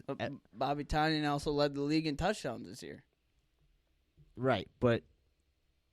So yeah, I mean, what do you think? What do you think? I don't know. No, that's what I'm saying. Like the tight end position. That's such a blurred position to me. That we've never had a Bobby Tonyan, where like he's catching more touchdowns than most of our receivers. Right. So like, how much do we fight for him? Like that's the tough thing. If we go like we want to go in all now, sign wide receivers and sign. D linemen, but then in 2 years we're gonna be going, oh, that, like Elton Jenkins is gone. Oh, Jair, we can't re-sign Jair. So it's a tough. I mean, I think there's a way we can do it. I'm not smart enough to know that way. Tommy, what do you look out? What do you want to see out of the Packers free agency this offseason? Oh man, There's a lot. I don't know. I just want to see JJ. If JJ Watt doesn't happen, I have no idea what else is going to happen. Like, No, on it, like I agree. there's I not agree. any, like, No, it's what, like I mean, the only two things I've heard like Packer acquisition wise would be JJ Watt or James White from the Patriots for running back. And that's a Wisconsin back too. But Yeah. I haven't heard any rumors or talks about like any other Yeah, big moves. So like obviously JJ Watt would be huge. I think If not, we lose Aaron Jones. Do we get a guy like James White? And then See, I I don't really know what else. once the James White thing got brought in, because I didn't think about that before, but I was like, I saw how important the running game became to the Packers once Matt LaFleur came in. right, Because with like McCarthy, it was important, but it wasn't capitalized on. We're like right, Aaron Jones and Tremont Williams, and even Irvin, Kyler Irvin, yeah, like we'd have our first, second, third guys, and they'd make a difference in a game, and that kind of overshadows. It kind of like puts a distraction to Rodgers' throwing game. You know, like I never understood how good of a running game the Packers could have until LaFleur came in and we got Aaron Right, Jones right. and Jamal. You know, I never and you understood. see plays build off of, oh, like I've seen them run the same play, like formation, running. I've seen the same running formation go in the same direction like 3 times, and then all of a sudden Rodgers play action and he's hitting Lazard deep. You're like, oh, that's why they've been running. Like Yeah. they've run 2 yards, 3 yards. It doesn't matter. They keep running it. Because like with builds McCarthy off of and like stuff. Lacey and shit, it was like you just knew what was coming Right. all the time. But then you threw Aaron Jones and Jamal Williams into Matt LaFleur's offense, where it was like any draw action play or like all these different, you know, like it mixed up our offense very Yeah, well, and like absolutely. it complemented each other very well. I never saw that until Matt LaFleur came in. So I never gave a fuck about our running defense or running offense until Yeah. Matt LaFleur came in and we had Aaron Jones and Jamal Williams and even A.J. Dillon or Honestly, that's why offensively I'm not too worried. If we have Aaron Rodgers and a good offensive line, I think, and we still have Devontae, I would like us to add more like dynamic playmakers, but it's such a scheme-driven offense that as long as we have Rodgers in that offensive line, somehow we're going to make it work. It might not be, the number one scoring offense that we had this year, but I think those two elements are the biggest parts on offense, and that's why we have to keep Corey Linsley.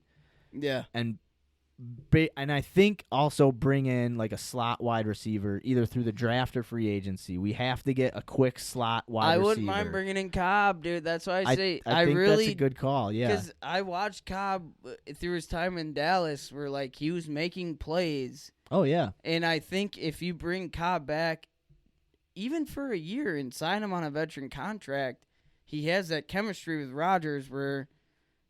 They played the ball with him, Jordy, Cobb, James Jones. Right. You know, like they have that chemistry, and I think Randall Cobb is still relatively young and fast, and like I think just for a year, like those are my 1 year things where like this is one thing that really irritated me, and is we brought in Tremont Williams the week before the NFC Championship game, and Kevin King spent an entire game getting burnt by every fucking wide receiver. And to me, it was like, okay, I get it. You don't want to bring a veteran in to cover somebody, but you brought him in, put him in the fucking game, get Kevin King out. Like, you know, like yeah. little things like that where like the Packers bring in these people but don't utilize them. Like, why the fuck do we bring Tremont in? Give pointers? and then watch Yeah, Kevin man, King I get don't know. burnt the whole game. I feel like Penton had this thing with King. Like I feel like Penton just really loved Kevin King. I fucking hate it. You know, I don't know, See- but I feel you though. It's like why clear like stupid is as stupid does, and if you always do what you always did, you always get what you always got. And But it's funny that's because you what they remember like the did. week before I was telling you like Kevin King played a highlight game, dude. That fucker was hitting everybody. right? The first fucking playoff game. Who did we play the first round of the playoffs? Rams. He was hitting every motherfucker who came by Yeah. him. He was covering great. But then you put him on the fastest motherfucker in the league. Like dude, I don't know. I'm glad we got rid of Penton. And little things with the Packers that I'm excited about is we got rid of our special teams coach. Yep. So it's little things. Like I knew from like the second week of the season we should have gotten rid of that guy. Dude, our special teams was horrible from start to finish. Start really to was. finish, it was bad. people don't understand Seemed how like every week there was something. Something Some new. special muffed teams. punt or fucking Dude, I think a lot of this is coaching because, dude, he is not a good. He'll have like one good punt a game if he's like, and that's like good game for him. I feel like Right. sometimes it's like, dude, you just punted the ball 40 yards. Well, I hope What And the it's- fuck's his name? Dickbag Young fuck? What's his name? BJ Scott. Yeah. Not BJ. It's not BJ. PJ, No. CJ. No. TJ, Either way, the guy looks JJ? like he's like 14. BJ Scott. I'm looking it up. You drunk assholes. I'm drunk and ass. All right, Packers punter. J.K. Scott. J.K. Scott, that's it, Tommy. Fuck J.K. Scott. Oh yeah, that's why I call him BJ Scott. Bring that pack, what a McAfee. great fucking job though. Like Oh God. as long as you can keep it within the 10 and the 5. And he can't even do that, and he's still got a job. But if It's he's like- anywhere around there and you can just kick a ball to do that, you make 6 figures. Pat McAfee was saying, he's like, I grew up my whole life playing soccer. One day I decided to start kicking a ball against a fucking wall for like 10 years of my Well, life. Why and- wouldn't, Yeah. why wouldn't you just practice kicking and you put shoulder Pads pads on, yeah. kick it, but like, and then see, you have a job. like with listening to the Pat McAfee show, I never appreciated kickers or punters before this. And Pat McAfee would talk about, he's like, no one gives us fucking credit, but he's like, I practice those kicks where if I'm within like the 40-yard line and the way to fucking pin them, Right. and like he's like, I'd practice being able to locate my ball at one place, and if I can hit it there, it's gonna bounce out of bounds. Right. He's like, there's science, like there's a way to put your ball at a Physics, certain yeah. place. And he's like, I got really good at this after a while. And then you start watching his film, and I'm like, holy fuck. Yeah. He's putting the ball in the same place. It bounces the same place. Right. And then, like, so I always looked at punters and kickers like all the motherfuckers have to do is kick the ball. No, But there's that's a not science all of to it, like- yeah. It's an Man, art fuck form. J.K. Scott. After he fucking muffed that fucking kick or that Oh tackle. my god, what a little pussy. I think we highlight our defense because I think the whole Packers history about us losing in this NFC Championship game, it's always been a battle of, all right, the defense sucks today, offense, turn it up. Like, Right. it's never been like, all right, you take care of your side of the ball, we'll take care of ours. Yeah, It's dude, like, it's been so long. we suck since over it's- here, pick us up over here, you It's- suck over here, we pick up over here. Like, Yeah. get J.J. Watt, get weapons, get motivation. J.J. Watt and the linebacker. Because if we don't win a ring with Rodgers before he's gone, we're not going to see a ring in Titletown for a long fucking time. I don't think. Jordan Love, man. Jordan Yeah. Love. No, Tim Boyle. Timmy B. Don't soil the boil, man. Yeah, I don't know. I think it's gonna be it's gonna be an interesting off season. It's gonna be so long. No, it'll be good. It'll be I don't know if it'll be good. Fuck, I don't know. I don't know why I'm optimistic about the Packers. I never am. They suck. They're always gonna suck. You never But I really love think, 'em. like, I there's love not 'em gonna so be much. A dramatic move. Nah, I mean maybe J.J. Watt will be the biggest move we make. Restructuring Rodgers' deal might be a big deal. Might make like big news, but it won't be a big I deal. mean, if JJ Watt thing happens, that's the news. Yeah. If we And can if it land. doesn't, then nothing else is like. I mean, Yeah. maybe James White. But hopefully we'll have fans in the stands next. Dude, if we get some fans in the stands, we got JJ Watt hyping up the crowd, dude. Oh my God, dude, man. if there's fans in the stands and we hear Who number was 99 from Wisconsin, JJ Watt. do you Dude, the remember- crowd would go Do you nuts. remember the Favre Yeah. shit back in Oh the day? my Number God. 4 from Southern Mississippi. And it would get like It would shake so hard. it would get quiet, And then it would be. and then you couldn't hear. Your ears would be numb. Yeah. Oh, number man, dude. 4 from Southern Miss. Talking about Favre. No, we were talking about hopefully next year there'll be fans in the stands, and if we can get JJ Watt, dude, 99 from Wisconsin, University of Wisconsin. JJ. Dude, that's what I'm What? like. I feel like the player, like who he is, like I feel like that's what he thrives. That's what Right? he'd wa- Yeah, if- yeah. Oh man, like It'd be so cool. it would be incredible. It'd be badass. I'd love it. I'd love it. Oh, dude, I think Holy hell. I think Yeah. we'd drink a whole bottle of bourbon. We're getting Hey. there. the Buffalo Trace, Yeah. man. Buffalo But no, Trace, man. honestly, that's what I think we need. I think we need a guy like JJ Watt to like that.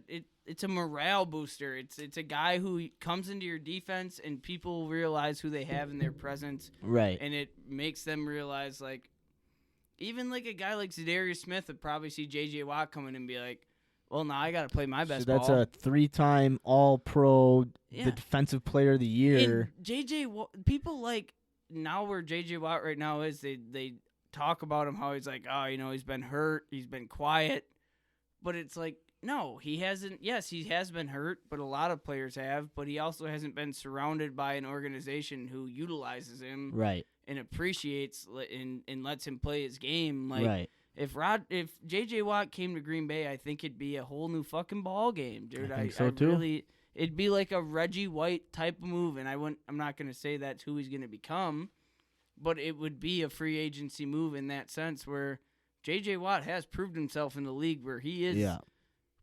probably gonna be a Hall of Famer, Oh, yeah. Oh, yeah. Yeah. most likely. He's a He had, first like- ballot Hall of Famer. Yeah. Didn't he have like 3 years of 20 sacks? Like in a row, back Yeah. to back to back? And he also, Crazy. which is probably a big encouragement for people like me and you. And he has a younger brother in the league who's outplaying him. Who we could have drafted. TJ Watt but is we drafted Kevin King instead of TJ Yeah. Watt. TJ Watt is the best defensive end in That the was NFL. that was one of Ted Thompson's bigger mistakes there. Yeah, but it's Yeah. also a guy like, well, if he came to Green Bay, would he have played the same he did for the Steelers? Probably would have been better than Kevin King. You're Very damn right. true. He might not have been that good, but he probably would have been better than. No, but I know what you mean. It's like, yeah, hindsight's 2020. What I look Um, for in the Packers' fucking defense next year, because I put part of it on our coaching, Me too. and yeah, especially at that NFC Championship game, pissed me off so much, which with Kevin King especially, is why the fuck would you have this guy continually cover fucking these wide receivers who are burning him all day? right. You know what I mean? At a point, that becomes a coaching problem. Right. That's not Kevin King's problem anymore. He is not fast enough to Right. cover him, It's like, and he's not skilled enough, and he but knows it's like that. in Remember the Titans. Exactly. So you don't just leave a guy in He- there. You're right. Yeah. You don't just leave a guy he in there. knows he can't. Yeah. Exactly. So I agree, man. I'm so sick of the Packers fucking coaching. I want to see, even when like 2 years ago when Rodgers came out and was like, we got a defense, well, we got a defense now.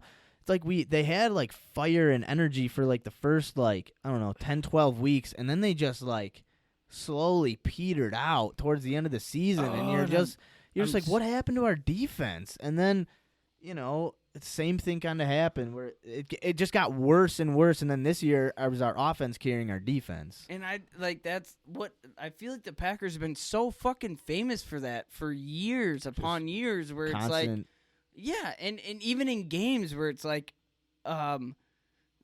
say we're leading a game and we're kicking ass, and then a drive before halftime, this team scores a touchdown on us. Say the like the NFC Championship, they score a touchdown at half, and we crumble. And I think a lot of that is leadership. That's a big leadership aspect, and especially playing football, where like I've played on a team that didn't win a lot of fucking games, and halftime was a big time where if you're losing a game and you're being pummeled, but it's still a reasonable game, you know, like teams tend to crumble at that point, and you know, like we're already fucked up. Like, what else do we have to give? Exactly. I feel like the Packers have always lacked that. Like, all right, it's halftime. Let's come out.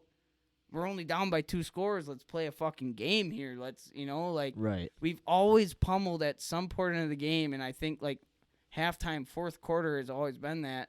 Yeah. And I think it's because we've only had a leader like that on one side of the ball. Right. It's like that was I was very disappointed when the Packers let go of Blake Martinez. A lot of my friends didn't agree with me, where they said, you know, he wasn't an all-around good linebacker. And to me, Blake Martinez, what I liked about him is he was our captain of our defense. He was a good defensive player. He led the league in tackles. He was always on the ball. That was a guy I liked. 5 yards past the line of scrimmage, but he was always on it. But he led. Always tackling guys 8 yards down the field, but he was making all the tackles. No, I know what you mean. He was a fiery. He had that like attitude. Yeah, and he'd make a big play and get up. And so I'm saying is, if the Packers sign J.J. Watt, I think that kind of flips the script on the Packers. Kind of lights a front fire. Office. Lights a fire under the defense. Yeah, it kind of shows not only as fans, but to Rodgers, to players, like, all right, we're gonna sign. We're here to make it. We're here to go. We're here to run. Like, and that's what I think is so bullshit out of teams right now. We're like, you know, I get it if you're the fucking Jets or you're a dog shit team, right? But if you're the Packers, I think you should play to win right now. Oh hell yeah! We're not gonna have Rodgers for long, and to be honest, at this point, I wouldn't be surprised if I see Rodgers in another uniform sometime in my life, if we don't flip the script. But like, I think right now in the NFL, it's play for a Super Bowl, and I don't. Who gives a fuck about the future? Win a bowl. Yeah. Win a bowl. Especially when we're this close, man. We ain't making a dynasty with Tim Boyle. Let's win a Super Bowl this year, huh? Hopefully. Connor, we're gonna win a Super Bowl this year, boys. Yeah, buddy. We can play this each year. Just until they win. Then I'll be right. So, but we're coming up on 4 hours here. I'm gonna have to cut about an hour of this out just to fit it. Shit. Yeah, otherwise this isn't gonna fit on. Oh, good for us. So yeah, we should. It's just good conversation. Ladies and gentlemen, I loved it. No, this is the best. Ladies and gentlemen, this was episode 18, Green Bay Packer Talk. Can I play the... oh, yeah. This is Packer Talk. We talk Packers, and, we talk Packers.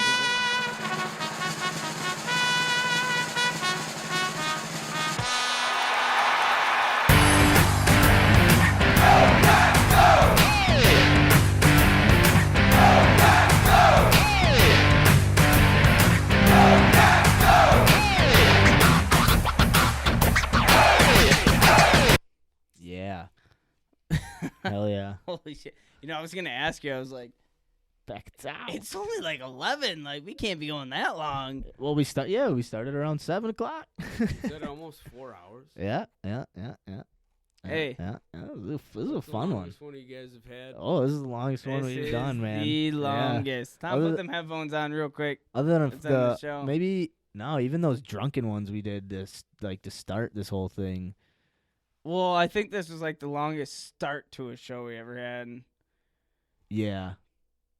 I didn't even know the show got started. Yeah. We're just talking. All of a sudden you're like, hey, it's done. No, yeah. We're here. So we got to do this again next week, man. Yeah, hell yeah. That's so much more to see. There's always more to talk about. We got to figure out a way to condense, but I'm not even I don't sure. really what give we- a fuck to condense. No, the only thing is that it just doesn't fit. I guess it could be like a 2-parter. I could upload it in 2 halves. What did we even talk about?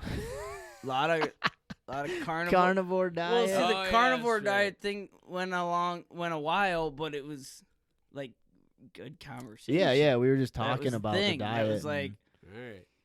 yeah, no, it was good. And then why the fuck can't we have it on for 4 hours? it just doesn't it's too, the file size is too big. Spotify can't handle the heat. No, man, yeah, dude, Can't handle the heat. I would do it for 6 hours. Like, dude, if I got home right now, Lexi would be like, "Didn't you have like 2 more hours to go?" She'd have me so surprised. yeah. Well, Hey, yeah. ladies and gentlemen, we talked We talked carnivore diet. We talked guitar. we talked Buffalo Trace whiskey. We talked drink Wisconsinably. We had Tommy on the show. Drinking whiskey. Fucking coming up with jokes. Hell yeah! Oh, you told the joke. Was I in here for the joke? Wait, did you tell that? You haven't told the joke yet. I don't even.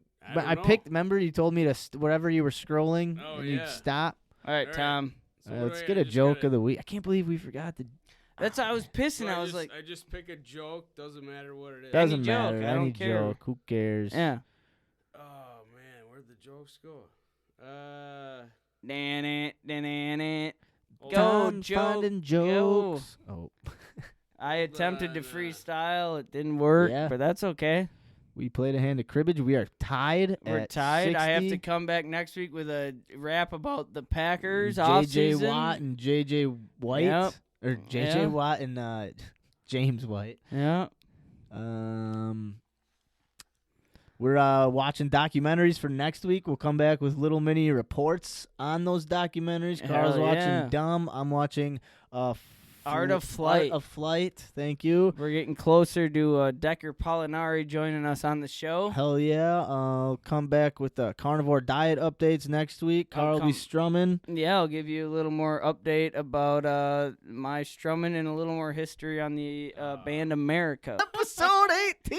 Ladies and gentlemen, I'm so glad you guys could join us. Oh, man, what an episode. We had Tom in the stew. We had the guitar in the stew. We were singing America.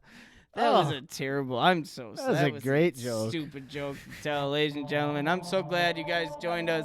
Episode 18. We're ending this one at 10:54. Heyo. What a show. Oh, man, I had fun. We had Neckbeard in the stew. We got Buffalo Trace whiskey. Buffalo Trace was flowing. Thanks, fellas. Hey, Absolutely. anytime, next week, fingers crossed. Let's go. Thank you for tuning in. I know your time is valuable. There's thousands of other podcasts that you could have settled for, but now you're just vibing with 2 goofy dudes from Wisconsin who like to discuss their problems and figure out ways to solve them, and challenge the listeners to get up out of their comfort zone. Try some shit they ain't done before. This is Hold Us Accountable.